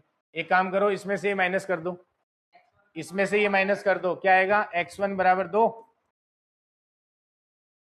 अरे इसमें से इसको घटा दिया तो x1 बराबर 2 आ जाएगा, और अगर x1 2 आ गए यहाँ से तो x2 कितना आएगा? 6। तो इसका मतलब एक पॉइंट और आ गया सर, कौन सा? 2,6। 2,6, तो 2,6 कौन सा आया? सर ये वाला पॉइंट आ गया 2,6। अब ये मान रख के देख लो, तो अपना उद्देश्य फलन क्या था बोलो? मैक्सिमम जेड बराबर क्या था? 4x1 plus 3x2। अब देख लो, पहले पे मान आएगा 0। सर इसमें इसको आप नाम दे दो A, B, C और D। तो सर A पे जो मान है वो आ रहा है 0 और B पे मान क्या आ रहा है 0,8। तो 0 हो गया, 8 यानी 24। और C पे मान कितना आ रहा है 5,0। तो 5 रखेंगे तो 20। और D पे मान कितना आ रहा है, ये ऐसे लिख लें, D पे आ रहा है 2 और 6। तो 2 का मतलब हो गया 8 और 6 का मतलब 18। 18 और 8 कितने हो गए 26। तो इसका मतलब कौन सा हो गया इसका इष्टतम हल। सर इष्टतम हल तो ये रहा और इष्टतम मान 26 हो गया। बताओ समझ में आया कि नहीं आया। इष्टतम हल कौन है सर 2,6 और इष्टतम क्यों है पता चल गया ना। सबसे ज्यादा मान कहाँ आ रहा है इसी बिंदु पे आ रहा है ना। तो ये क्या बन गया क्योंकि मैक्सिमम पूछा उसने। अगर मिनिमम पूछता तो 0 हो जाता, 0 हो जाता। ठीक है, तो यहां से इष्टतम हल, तो इष्टतम हल जो है वो तो हो गया आपका सर 2,6 और इष्टतम मान 26 हो गया और यूनिक सॉल्यूशन है। और यूनिक सॉल्यूशन है। अब इनमें से कोई ऑप्शन बना सकता है वो, या तो आपसे इष्टतम हल पूछ सकता है, या आपसे इष्टतम मान पूछ सकता है, या यूनिक सॉल्यूशन पूछ सकता है। तो ये भी साथ में लिख लेंगे। इस केस में क्या आएगा सर यूनिक सॉल्यूशन यानी अद्वितीय हल। यूनिक सॉल्यूशन यानी अद्वितीय हल। अब आप बताओ कि कॉर्नर पॉइंट क्यों देखते हैं। जैसे ये तो क्वेश्चन अपने लिखा ही है अभी, बताओ इसमें। देखो इसमें तरीका क्या होता है, जो ग्राफिकल मेथड होता है, हमें ये तो पता चल गया कि सर ये हमारे पास जितने भी पॉइंट आ रहे हैं इसके अंदर, ये सारे हमारे क्या है सुसंगत हल है। क्या है सुसंगत हल है। और सर इन्हीं सुसंगत हलों में से हमें क्या निकालना है इष्टतम हल निकालना है। इन्हीं में से मिलेगा। अब सर इनमें से कौन सा मिलेगा ये हमें डिसाइड करना होता है। तो इसका प्रोसेस क्या रहता है, इसका प्रोसेस ये रहता है कि जो आपका उद्देश्य फलन होता है उस लाइन को प्लॉट करना पड़ता है। क्या रहता है सर इसका जो तरीका रहता है वो क्या करते हैं अपन ये करते हैं कि सर यहां से जो हमारे पास 4x1 समझना देखो इसको प्लस 3x2 ये हमारे पास क्या उद्देश्य फलन है। और इसके बराबर आप कोई भी कांस्टेंट रख सकते हैं, आपकी मर्जी। बोलो क्या रखूं। ऐसा रखना कि आपको मान निकालना आए, मतलब मान निकालने में आसानी हो जाए, ताकि ये पॉइंट निकालने पड़ेंगे ड्रॉ करने के लिए। आपने कहा सर 5 रखेंगे, ये लो रख दो, 5 रखोगे तो अब ये लाइन बन गई कि नहीं बन गई।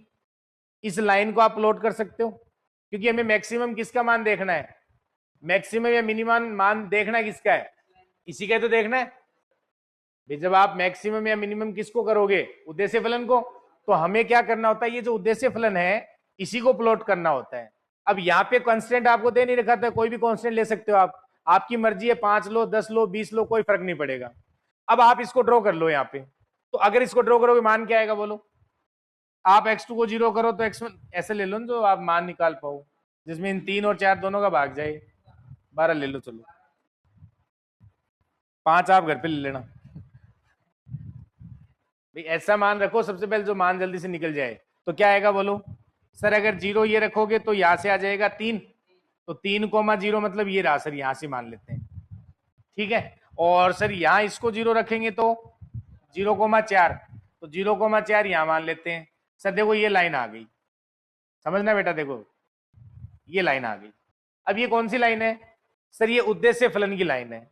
अब आप क्या करेंगे इसमें सर, ये जो लाइन आ गई, अब आप क्या करेंगे सर, यहां पे इस कांस्टेंट की वैल्यू बदलते जाओ। अब इस वैल्यू को बदलोगे तो वो लाइन है वो इसी के पैरेलल आएगी। भाई लाइन अगर ये आपको ये जो x1 x2 कोएफिशिएंट चेंज नहीं कर रहे हो, आप केवल ये वैल्यू रख रहे हो, इसका मतलब क्या है सर, इसका जो भी दूसरी लाइन आप बनाओगे वो हमेशा इसी के पैरेलल आती जाएगी। इस बात से सहमत हो। अब सर वो लाइन जो आप दूसरी प्लॉट करोगे वो हो सकता है कि इस साइड में आ जाए, हो सकता है सर वो आगे बढ़ने लग जाए। अगर एक बार इस साइड में आ गई तो फिर वो नीचे आती जाएंगी, और अगर एक बार इस साइड में चलेगी मतलब ऊपर जाती जाएंगी। समझना इस बात को। अब आप एक बात बताओ, जब आप ये वैल्यू बदलते जाएंगे तो सर ये लाइनें बढ़ती जाएंगी या इधर बढ़ती जाएंगी, तो जब ये बाहर निकलेंगी तो किसी न किसी कॉर्नर को टच करके निकलेंगी, या फिर सर किसी कंस्टेंट के पैरेलल होके निकलेंगी। दो ही ऑप्शन हो सकते हैं। हो सकता है कि सर ये इस कॉर्नर को कट करके निकल जाए, हो सकता है सर इस कंस्टेंट के पैरेलल होके निकल जाए, और तो कोई सिचुएशन नहीं हो सकती ना। इधर भी यही काम होगा सर, या तो कॉर्नर को टच करेगी या फिर सर किसी कंस्टेंट के पैरेलल होके निकलेगी। अब अगर वो कॉर्नर को टच होके निकलती है, इसका मतलब सर जो लास्ट कॉर्नर है जो भी है जिससे वो कट होके निकलती है, उस पे वो मैक्सिमम मान देगी। और अगर किसी कंस्टेंट के पैरेलल होके निकलती है तो सर उस कंस्टेंट पे जितने भी पॉइंट होंगे सब पे मैक्सिमम मान मिलेगा। तो चाहे उनके कॉर्नर पे देख लो चाहे उनके बीच में देख लो, अगर एक लाइन पे जितने भी पॉइंट है उन सब पे तो मान सेम ही आएगा। ये प्रोसेस होता है। अब आपने कहा कि सर बीच में मिल जाए, तो भाई आप खुद सोचो कि अगर आपने यहां ये पॉइंट ले लिया तो इस पॉइंट पे आप मैक्सिमम मान कैसे बता सकते हो, क्योंकि इस पॉइंट को तो आप इधर भी बढ़ा सकते हो और आप तो इसको इधर भी बढ़ा सकते हो। भाई आपने कहा अंदर इस पॉइंट पे सर मैक्सिमम मान मिल रहा है, पॉसिबल है क्या? क्योंकि सर आप तो इस पॉइंट के तो आप इस साइड में भी बढ़ा सकते हो और इस साइड में भी बढ़ा सकते हो और इस साइड में भी ला सकते हो, तो इस पे आप मैक्सिमम मान कैसे बता सकते हो? भाई अगर यहां मैक्सिमम मान मिलने का मतलब है कि इस पे मैक्सिमम मिलने का मतलब, तो फिर क्वेश्चन ही गलत हो गया आपका। कैसे पॉसिबल हो सकता है? क्यों? क्योंकि सर अगर यहां मैक्सिमम मिल गया तो भैया आप इस पॉइंट को तो इधर इधर उधर कहीं भी ले जा सकते थे ना, चॉइस है इसमें तो आगे बढ़ नहीं, लेकिन कॉर्नर के बाद आगे कहीं नहीं जा सकते आप, और कंस्टेंट के आगे कहीं नहीं जा सकते, वो लास्ट होता है। ये इसका प्रोसेस होता है। ये तो अपन ये याद रखते हैं कि भाई कॉर्नर, जबकि ये प्रोसेस ये नहीं होता है कॉर्नर, उसका प्रोसेस उसने ये बताया था कि यहां आप कंस्टेंट रखें, कोई भी कांस्टेंट रखो और इस जो उद्देश्य फलन है इसको आप प्लॉट करो। अब इस उद्देश्य फलन को आपने जो प्लॉट किया है इसी लाइन की ये वैल्यू चेंज करते हुए जाओ, लेकिन उससे ट्रिक बन जाती है क्या कि सर या तो ये कॉर्नर से निकलेगा या सर किसी कंस्टेंट के पैरेलल होके निकलेगा। अब जब ये कंस्टेंट के पैरेलल होके निकलता है उसी केस में इनफाइनाइट सॉल्यूशन मिलते हैं आपको, मतलब चांसेस होते हैं, मिलते ही हमेशा जरूरी नहीं है लेकिन चांसेस होते हैं। तो आगे मैं रिजल्ट लिखाऊंगा कि जब आपके पास किसी भी एलपीपी के पास इनफाइनाइट सॉल्यूशन वाला केस कब आ सकता है, जब कोई एक कंस्टेंट इस उद्देश्य फलन के पैरेलल हो, वरना कभी नहीं आएगा। लेकिन उसमें हमेशा आ जाए ऐसा जरूरी नहीं है। लेकिन आपको यह पक्का पता है कि जब भी इनफाइनाइट सॉल्यूशन का केस आएगा तो सर यहां पे हमेशा क्या मिलेगा आपको, एक कंस्टेंट ऐसा जरूर मिलेगा जो इस उद्देश्य फलन के पैरेलल होता है, वरना कभी भी इनफाइनाइट सॉल्यूशन नहीं आएंगे आपके पास, हमेशा यूनिक सॉल्यूशन आएगा या फिर वहां पे इष्टतम हल मिलेगा ही नहीं। लेकिन इसका मतलब यह नहीं है कि भाई आपको यहां उद्देश्य फलन है और यहां कोई कंस्टेंट पैरेलल आ गया तो उसका मतलब यह नहीं है कि इनफाइनाइट सॉल्यूशन आ जाएंगे। और ये नेट में क्वेश्चन पूछा हुआ है, हाँ उसका मैं आपको एग्जांपल दूंगा। कौन सी सिचुएशन है जब लाइन पैरेलल है कंस्टेंट के लेकिन मैक्सिमम क्वेश्चन में आ जाता है, लेकिन हमेशा नहीं आता है, ध्यान रखना। तो कई लोग इसको रिजल्ट लिख लेते हैं, रिजल्ट नहीं होता है ये, क्योंकि मैं फेल होने वाला एग्जांपल दे दूंगा आपको। लेकिन ये पक्का है कि अगर इस कंस्टेंट के पैरेलल अगर यहाँ पे कोई आपके पास ये सॉरी उद्देश्य फलन के पैरेलल अगर कोई प्रतिबंध नहीं रखा हुआ है तो वहां इनफाइनाइट सॉल्यूशन कभी नहीं आ सकते, क्योंकि वो हमेशा फिर कॉर्नर को कट करके निकलता रहेगा, कभी भी आपको किसी कंस्टेंट के पैरेलल होके नहीं निकलेगा। क्योंकि कंस्टेंट के पैरेलल होके जब भी निकलेगा तो सर इन दोनों कॉर्नर पॉइंट पे मान वो मैक्सिमम देगा या मिनिमम देगा, क्योंकि इस पूरी लाइन पे मान सेम आएगा, ये तो पता है ना। अरे इस लाइन पे जितने भी पॉइंट होंगे उन पे मान सेम आएगा, तो चाहे इस पे निकालो चाहे सर इस पे निकालो चाहे बीच में निकाल लो। इसीलिए उसके दो अपन क्या कहते हैं, दो या दो से ज्यादा हल, क्योंकि वरना तो एक ही मिलेगा। और ऑब्वियस बात है ये तो, क्यों मतलब क्या कहना चाह रहे हो? हाँ सेम एग्जाम्पल देंगे, वही दे दूंगा जिनमें अपन अल्टरनेटिव सॉल्यूशन आएगा, उसी पता चल जाएगा। ये बात समझ में आ गई सबको? यहां तक सहमत हो इससे? लिख लो पहले। तो ये समझ में आया ना कॉर्नर पॉइंट क्यों देखते हैं। देखो एग्जाम में नहीं काम आएगा, इतना टेंशन में आने की जरूरत नहीं है, क्योंकि क्वेश्चन तो सीधा हो गया कि भाई अपन को कॉर्नर पॉइंट देखने, बात खत्म। एग्जाम इतना ही आता है। लेकिन अगर आपको भाई इच्छुक थे, आप बोले कि सर नहीं हम जानना चाहते हैं, तो उसके लिए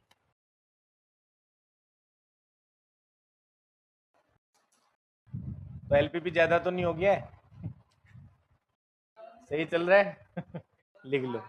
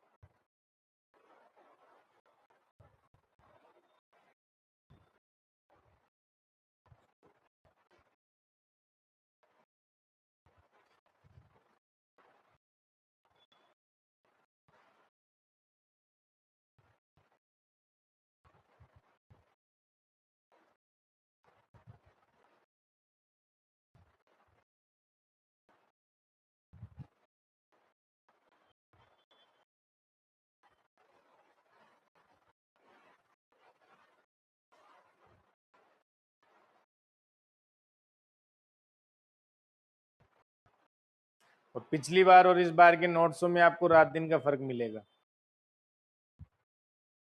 ऑफिस में पढ़े, आप देख के चले जाना।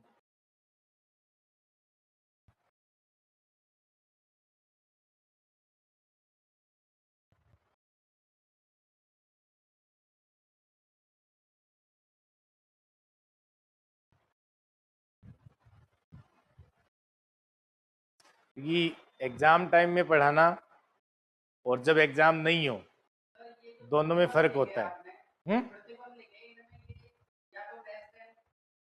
वो असमिकाएं होती हैं। हाँ हाँ।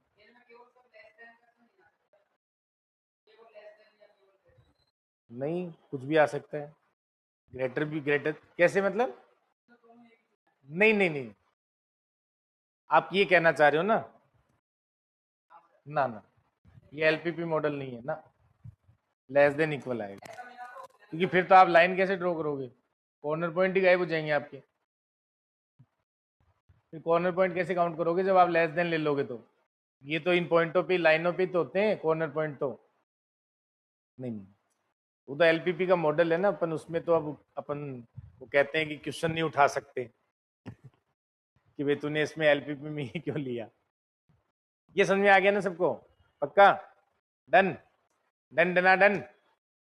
अब इसमें ऑप्शन क्या हो सकता है? इष्टतम मान, इष्टतम हल, यूनिक सॉल्यूशन और परिबद्ध क्षेत्र।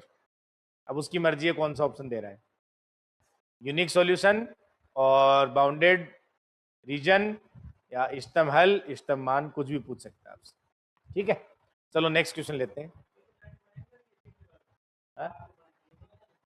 ये क्यों बनानी है? ये तो मैंने समझाने के लिए बनाया है। इसको मत छाप देना। नहीं तो बोले सर इससे तो इधर वाला ही आएगा। ये तो मैंने समझाने के लिए बनाया बेटा ना।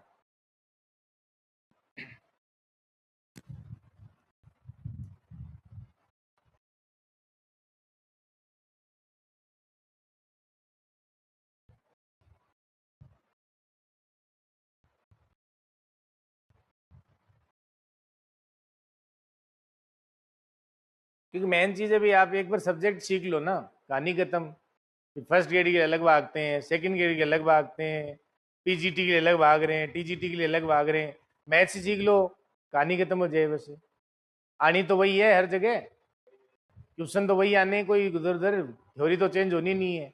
वैसा तो है नहीं कि नहीं है केवीएस में अलग एलपीपी आएगी सर।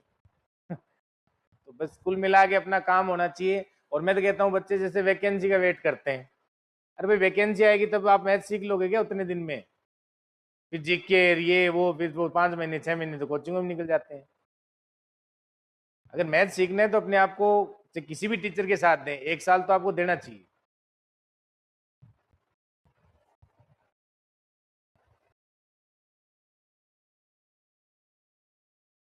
और मैथ सीखना बुरी बात नहीं है। अगर आप वैकेंसी अभी लेट होती है कभी भी, वैसे फर्स्ट ग्रेड के आने के पूरे चांस हैं। लेकिन कहीं पढ़ाओगे तो मैथ्स तो आएगी। अच्छा पढ़ा पाओगे सब जगह, मतलब अपना सब्जेक्ट है वो तो अपन को आना ही चाहिए।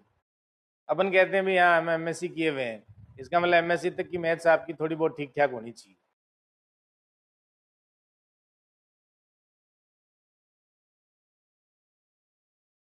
लिख लिया इसको? तुम लिखने में बहुत टाइम लगाते हो यार, एक तो थोड़ी स्पीड बढ़ाओ सभी अपनी।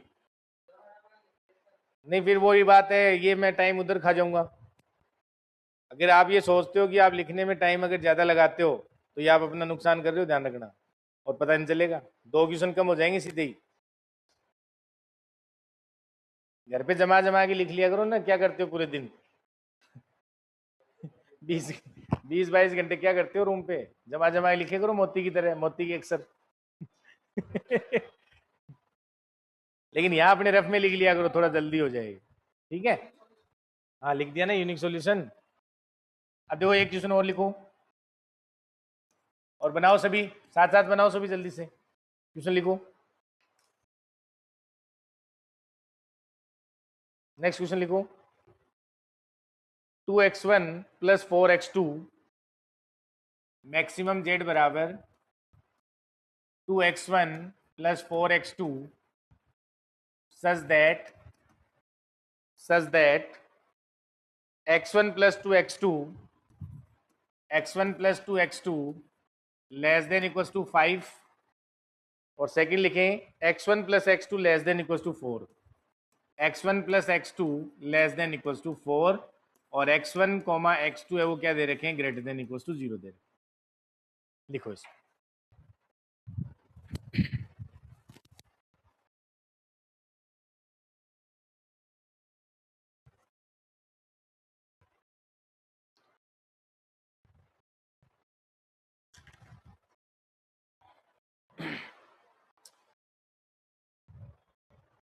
तो वही पहले इसमें क्या करोगे, ग्राफ प्लॉट कर लो जल्दी से, क्या आएगा? सर देखो यहाँ पे x1 plus 2x2, x1 plus 2x2 किसके बराबर है, 5 के बराबर है।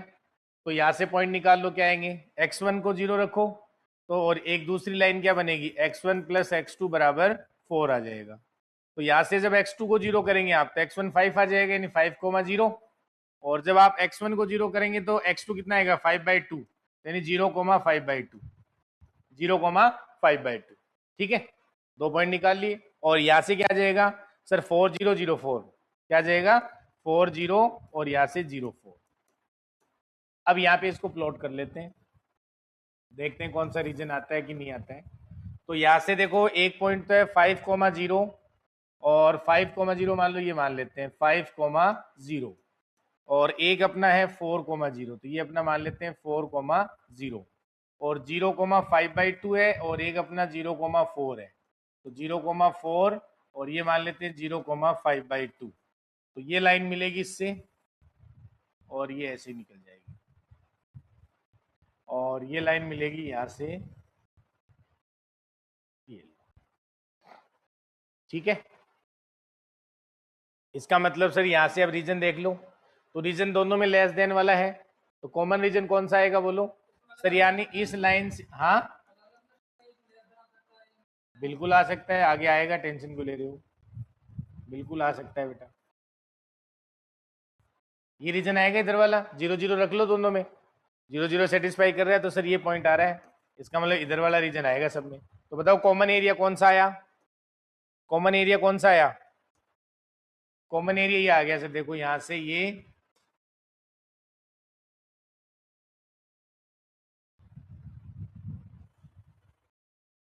और यहाँ ये वाला, ये कॉमन एरिया है। ठीक है, और यहाँ से अब इसमें आप लोड कर लो इसको, तो सर ये वाला आ गया अपना। इसका मतलब सर यहाँ भी कौन सा क्षेत्र है, सुसंगत हल क्षेत्र मिल गया, और परिबद्ध है कि नहीं बताओ, सुसंगत हल क्षेत्र है, परिबद्ध भी है। इसका मतलब सर यहाँ या तो यूनिक सॉल्यूशन मिलेगा या फिर इनफाइनाइट सॉल्यूशन मिलेंगे, या तो यूनिक या इनफाइनाइट, और यहाँ पे ऑप्टिमल हल मिल जाएगा, ऑप्टिमल हल मिल जाएगा। बात समझ में आ गई कि नहीं आ गई? अब इसके कॉर्नर पॉइंट पे चेक करना है, तो कॉर्नर पॉइंट ये निकाल लो। तो सर 3 तो हमें पता है, बाकी ये एक निकाल लो आप। तो यहाँ से मैं कॉर्नर पॉइंट आगे लिख देता हूँ, कौन कौन से होंगे बताओ, यानी शीर्ष बिंदु कौन कौन से होंगे, शीर्ष बिंदु, तो शीर्ष बिंदु कौन से हैं बेटा बताओ? एक तो 0 0 है, दूसरा शीर्ष बिंदु कौन सा है? दूसरा शीर्ष बिंदु कौन सा है? 0,5/2। कौन सा है? 0,5/2। और तीसरा शीर्ष बिंदु कौन सा है? 4,0। सर ये हो गया 4,0। और चौथा है वो आप निकाल सकते हैं, और दोनों का इंटरसेक्शन पॉइंट देख लो आप, लाइन ये रही, यहाँ निकाल लो, ये निकाल लेते हैं। इसमें क्या आएगा बोलो? अब एक काम करिए, इसमें से इसको माइनस कर दो, इसमें से इसको माइनस करोगे तो x2 1 हो गया, और x2 अगर 1 हो गया तो सर x1 3 हो गया, x1 की वैल्यू क्या आ गई? 3। अरे निकाल सकते हो ना, सब छापने में बिजी है सारे छापने में बिजी है चलो अब तो मतलब मेरी जरूरत नहीं है, आप खुद कर सकते हो, हैं? होशियार बहुत जल्दी हो जाते हो सारे ही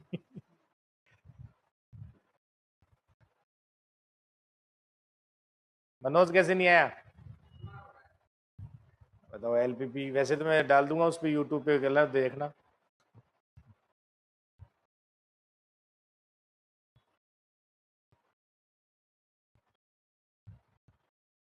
उसी को देख के मैं धीरे चलता हूँ क्लास में, वो इतनी भयंकर शक्ल बना के बैठता है ना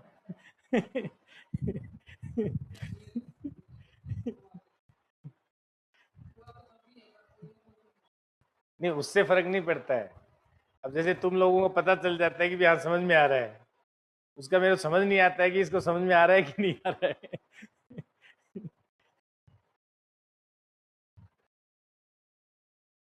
लिख लिया सबने? अब देखो ये इसका रीजन आ गया, तो अब इसमें ऑप्शन क्या क्या हो सकता है? सर एक तो सुसंग थल क्षेत्र विद्यमान है, परिबद्ध है, तो बहुभुज होगा, परिबद्ध हो गया।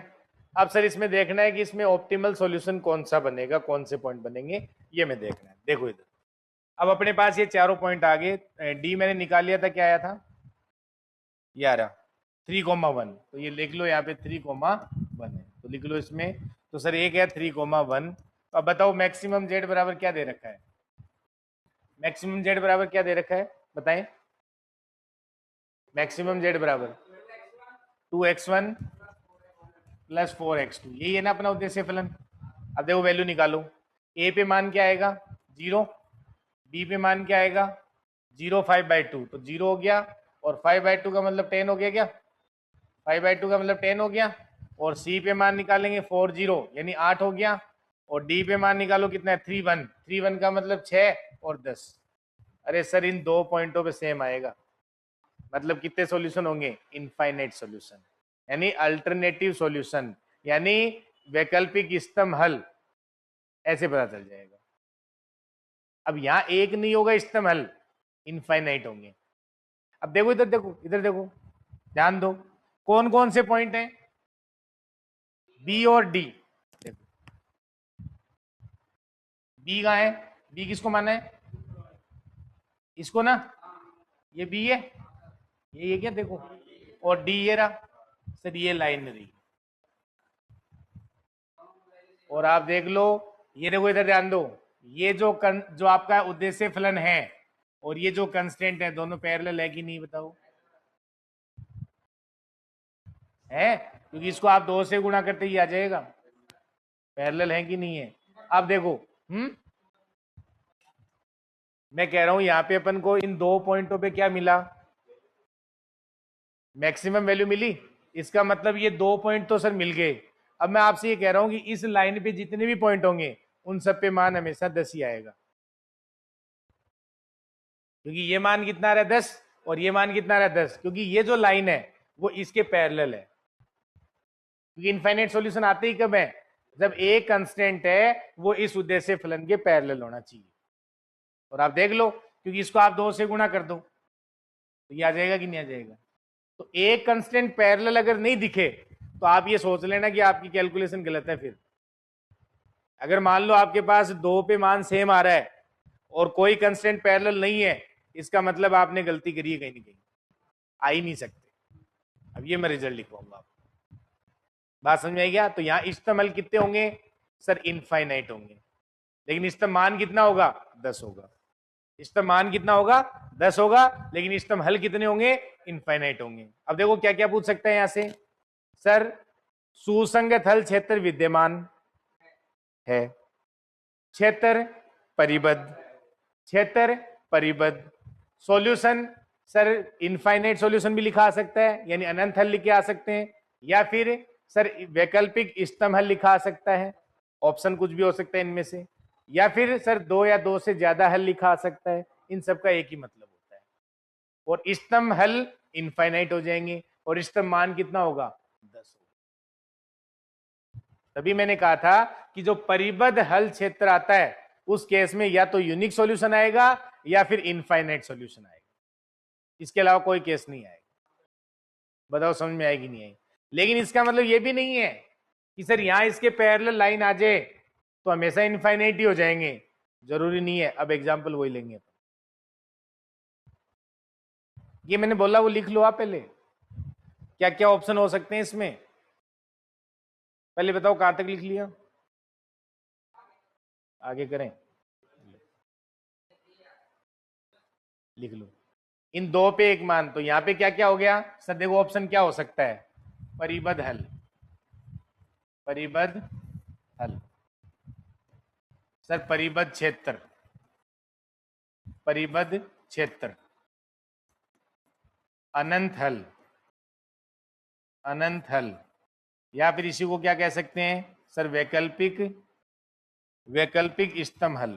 क्या कह सकते हैं सर? वैकल्पिक इष्टतम हल, ये भी कह सकते हैं, ठीक है। या फिर यहाँ पे सर इष्टतम मान, इष्टतम मान कितना आ गया सर? 10 आ गया। अब आप उसकी मर्जी क्या पूछना चाहेगा। और सर सुसंगत हल क्षेत्र विद्यमान, सुसंगत हल क्षेत्र विद्यमान। बताओ बात समझ में आई कि नहीं आई? तो अब मैं एक आपको नोट लिखवाता हूं, वो लिखेंगे आप सभी।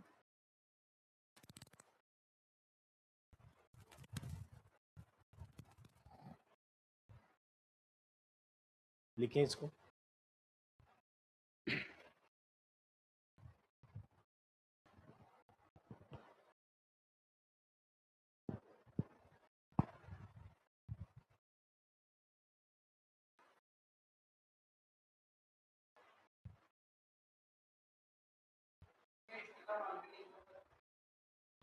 इष्टतम हल तो लिख दिया ना, इनफाइनाइट होंगे, अनंत हल होंगे ना।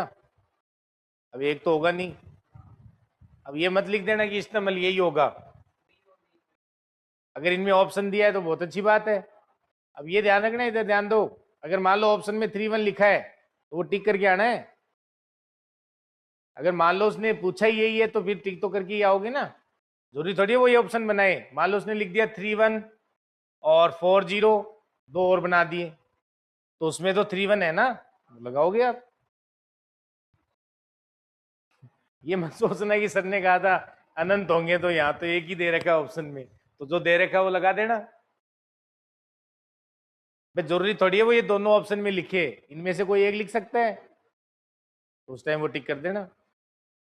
तो ये समझ सोचना कि सर वो दूसरा नहीं मिला था वहां, तो दूसरा अगला नहीं दे रहा है तो कोई बात नहीं है। तो वो डिपेंड करता है ऑप्शन कैसे बनाए हुए हैं। तो कल आपको सीट मिल जाएगी है। ये क्यों होगा ऑप्शन?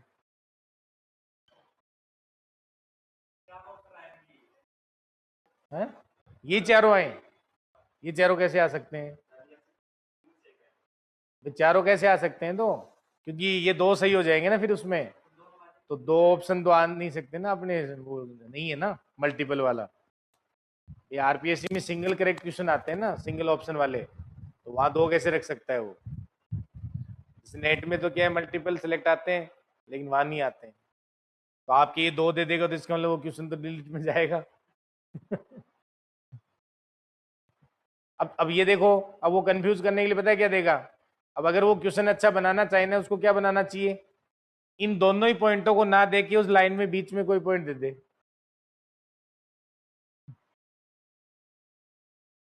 क्या करना चाहिए उसको क्वेश्चन बनाने के लिए? सर वो इन दोनों पॉइंटों को ना देके इनके बीच में कोई पॉइंट दे दे। तब बने क्वेश्चन में मजा। ये तो तुमने निकाल ही लिए तो तुम कर ही दोगे, इसमें क्या है। लेकिन मान लो वो यहाँ कोई पॉइंट दे दे, तब समस्या खड़ी हो जाएगी। तो फिर समस्या तो क्या खड़ी होनी है, वो पॉइंट रख के देख लेना, पॉइंट रख के देख लेना। पॉइंट ऑप्शन में तो रखे होंगे ना, तो ऑप्शन में रखे। अब देखो एक बात बताओ, अब आपको अगर मान लो ऑप्शन दे रखे हैं 4, तो उस टाइम आपने मान लो डायग्राम बना लिया, तो डायग्राम बना लिया तो आप उन ऑप्शनों को रख के देख लो। अब उनमें से जो मैक्सिमम आ रहा है वही तो ऑप्शन होगा, लेकिन ये ध्यान रखना कि वो इनमें होना चाहिए कॉर्नर पॉइंटों में। लेकिन मैं आपसे ये कह रहा हूं कि जब यहां तो कॉर्नर पॉइंट दे, वो जरूरी नहीं है ना भाई, इनमें तो इनफाइनाइट सॉल्यूशन आएंगे उसके। अब उन इनफाइनाइट में से कोई भी ऑप्शन रख सकता है, वो उस पर डिपेंड करेगा। वो कंफ्यूज करने के लिए रख सकता है बीच में से कोई पॉइंट, और आप फिर देखोगे सर कॉर्नर पॉइंट नहीं था वो। नहीं, वो आपको पता है, वो तो चलना चाहिए ना कि भाई अब मैंने आपको ये कहा है कि भाई आपको कॉर्नर पॉइंट देखने हैं, तो आप तो कॉर्नर पॉइंट ही चेक करोगे ना। लेकिन अब यहाँ पे अपन को क्या मिल रहा है कि सर जब इनफाइनाइट इसमें सॉल्यूशन होंगे, उस केस में ये जो कॉर्नर पॉइंट आए हैं और इनके बीच में लाइन पे जितने पॉइंट, इन सब पे मान सेम आएगा, तो उनमें से कोई दूसरा पॉइंट दे सकता है वो, तो वो भी तो उसका इस्तेमाल होगा। क्योंकि आपने लिखा है यहाँ पे इनफाइनाइट हल है, तो अब इनफाइनाइट में से तो वो कोई भी हल दे सकता है ना, आपसे सारे इस्तेमाल होंगे वो।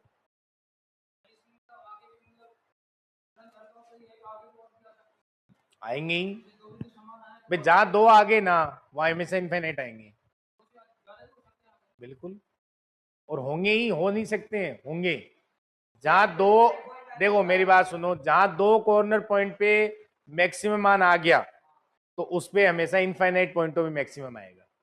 बात कर, कौन सा वाला?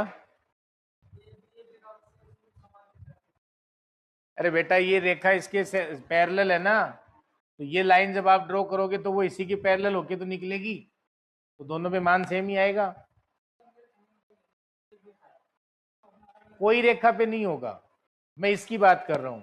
मैंने आपको ये कहा था कि अपन जो उद्देश्य फलन होता है उसको कैसे प्लॉट करते हैं, यही तो प्लॉट करोगे। तो मैंने आपको कहा कि वो जो बाहर निकलती है, तो वो या तो कॉर्नर पॉइंट से होकर निकलती है, या फिर किसी कंस्टेंट के पैरेलल, जैसे यहाँ इस केस में इस कंस्टेंट के पैरेलल होकर निकलेगी। आप ड्रॉ करके देख लो, आप इसको ड्रॉ कर लो ना, कहाँ समस्या आ रही है। तो जब आप इसको यहाँ ड्रॉ करोगे तो वो हमेशा इसके पैरेलल बनेगी, चेक कर लो।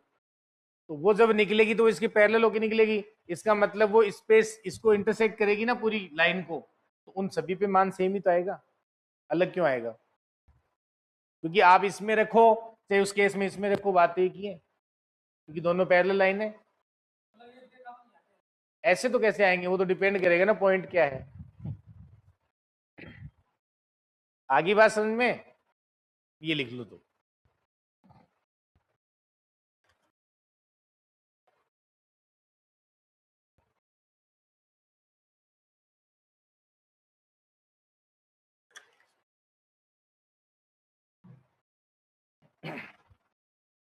अब एक क्वेश्चन लिखो, चलो सॉरी स्टेटमेंट लिखो, एक स्टेटमेंट ऐड करो, नोट लिखो।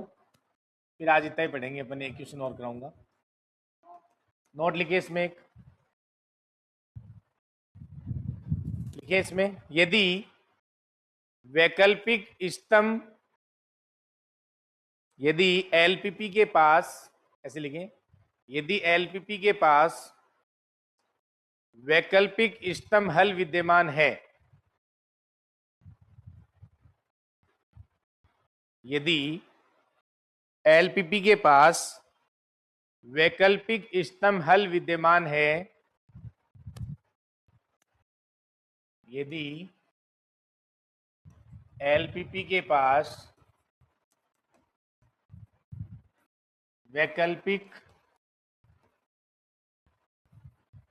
वैकल्पिक स्तंभ हल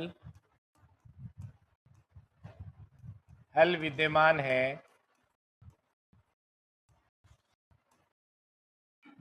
है, तो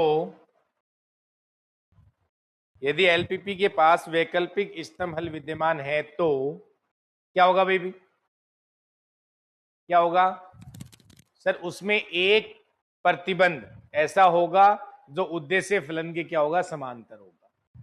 तो लिखिए आप इसमें, यदि एलपीपी के पास वैकल्पिक इष्टतम हल विद्यमान है तब एक प्रतिबंध उद्देश्य फलन के समांतर होगा।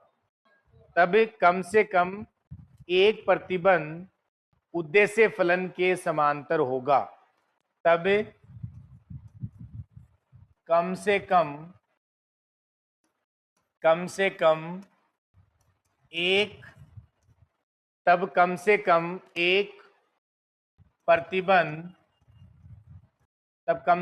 एक प्रतिबंध उद्देश्य फलन के समांतर होगा।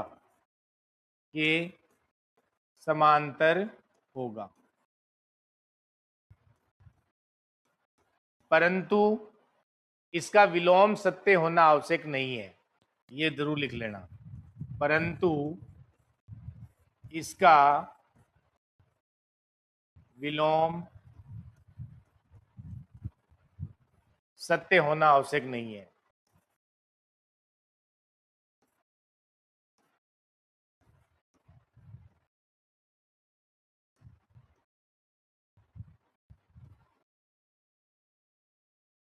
अब कैसे पता चला? अभी जो मैंने एग्जांपल दिया उसी में देख लो आप। अगर मैं वहां मैक्सिमम जेड की जगह मिनिमम जेड कर दूं तो,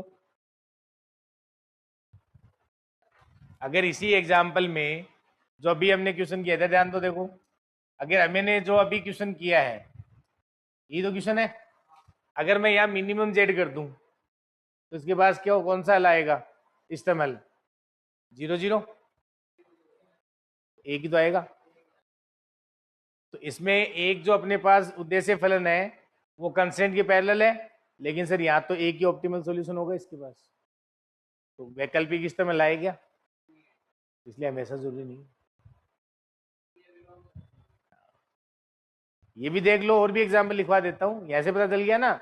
सर यहाँ मिनिमम जेड कर दो आप, क्वेश्चन तो हो गया, एलपीपी तो हो गई वो, तो वहां एक ही हल आएगा इसके पास 0 0। लेकिन हाँ ये पक्का है कि अगर सर कोई कंस्टेंट पैरेलल नहीं है, और आप खुद ही सोचो कि सर यहां अगर उसके पास एक भी कंस्टेंट पैरेलल नहीं है, तो वहां आपके पास एक से ज्यादा हल आ ही नहीं सकते, क्योंकि जो आप यहाँ लाइन ड्रॉ करते हो ये वाली उद्देश्य फलन वाली, तो सर फिर वो किसी कंस्टेंट के पैरेलल होके नहीं जा सकती, वो हमेशा कॉर्नर पॉइंट से निकलेगी, क्योंकि दो या दो से ज्यादा मिलेंगे तभी जब वो किसी कंस्टेंट के पैरेलल होके निकलेगी। बात ही खत्म हो गई। तो आपको सबसे पहले जैसे मान लो ऑप्शन में लिखा हुआ है यूनिक सॉल्यूशन और वैकल्पिक इष्टतम हल इस टाइप का, तो वैकल्पिक इष्टतम हल पे तभी जाना है या इनफाइनाइट सॉल्यूशन पे तभी जाना है जब आपको कंस्टेंट देख लेना वो इसके पैरेलल है कि नहीं है। अगर पैरेलल है ही नहीं तो फिर उसको मतलब वो ऑप्शन तो गलत होगा, सोचना ही नहीं है। अगर पैरेलल है तो इसका मतलब सीधा ये भी मत कर देना कि इनफाइनाइट ही होंगे, वो देख लेना कि वहां पे जो प्रॉब्लम है वो क्या दे रखी है, और ये देख लेना मिनिमम की प्रॉब्लम नहीं होनी चाहिए। तो 90% केस में,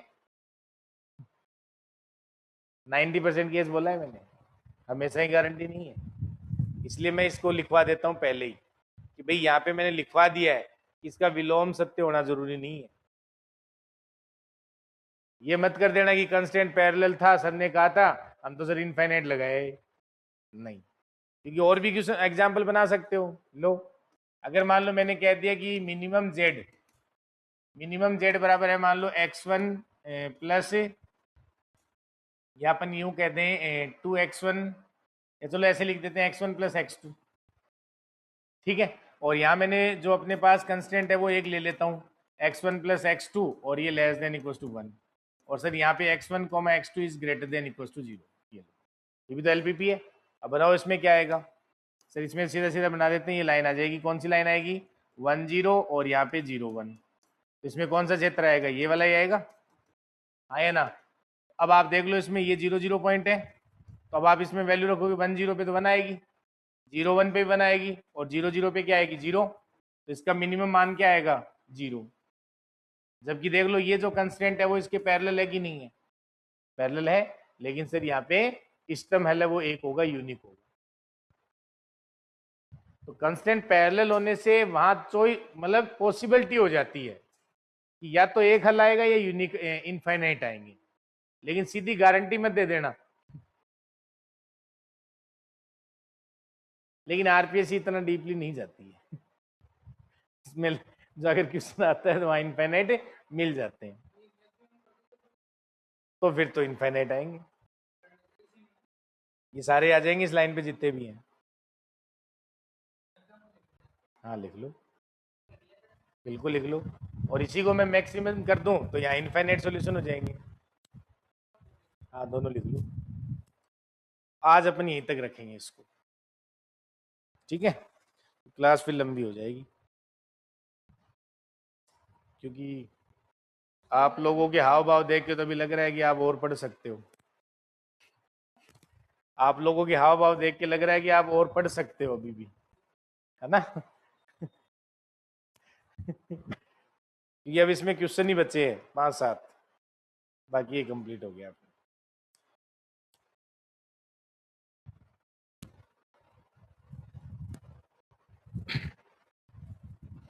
तो कल अपन अपरिबद्ध हल कब आता है और अपरिबद्ध क्षेत्र कैसे आता है, और सर सुसंगत हल क्षेत्र कब नहीं होता है, ये 3-4 प्रॉब्लम और करेंगे, क्योंकि वो भी तो लिखे हुए हैं अपने, तो उनको भी कंप्लीट कल करेंगे उसमें। और एक मैंने लिखवाया था अनावश्यक प्रतिबंध, वो क्या होता है,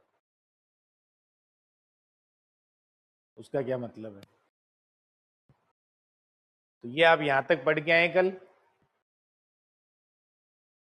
तो कल इसको कंप्लीट करके फिर अपन आगे, और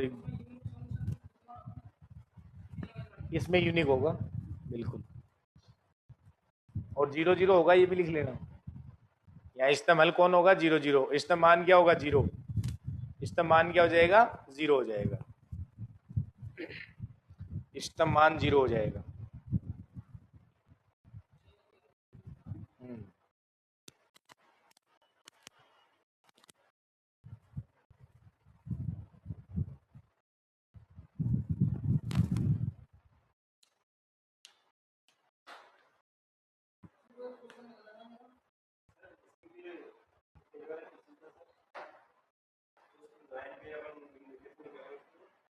कौन से पे, कौन सी पहले लाइन पे,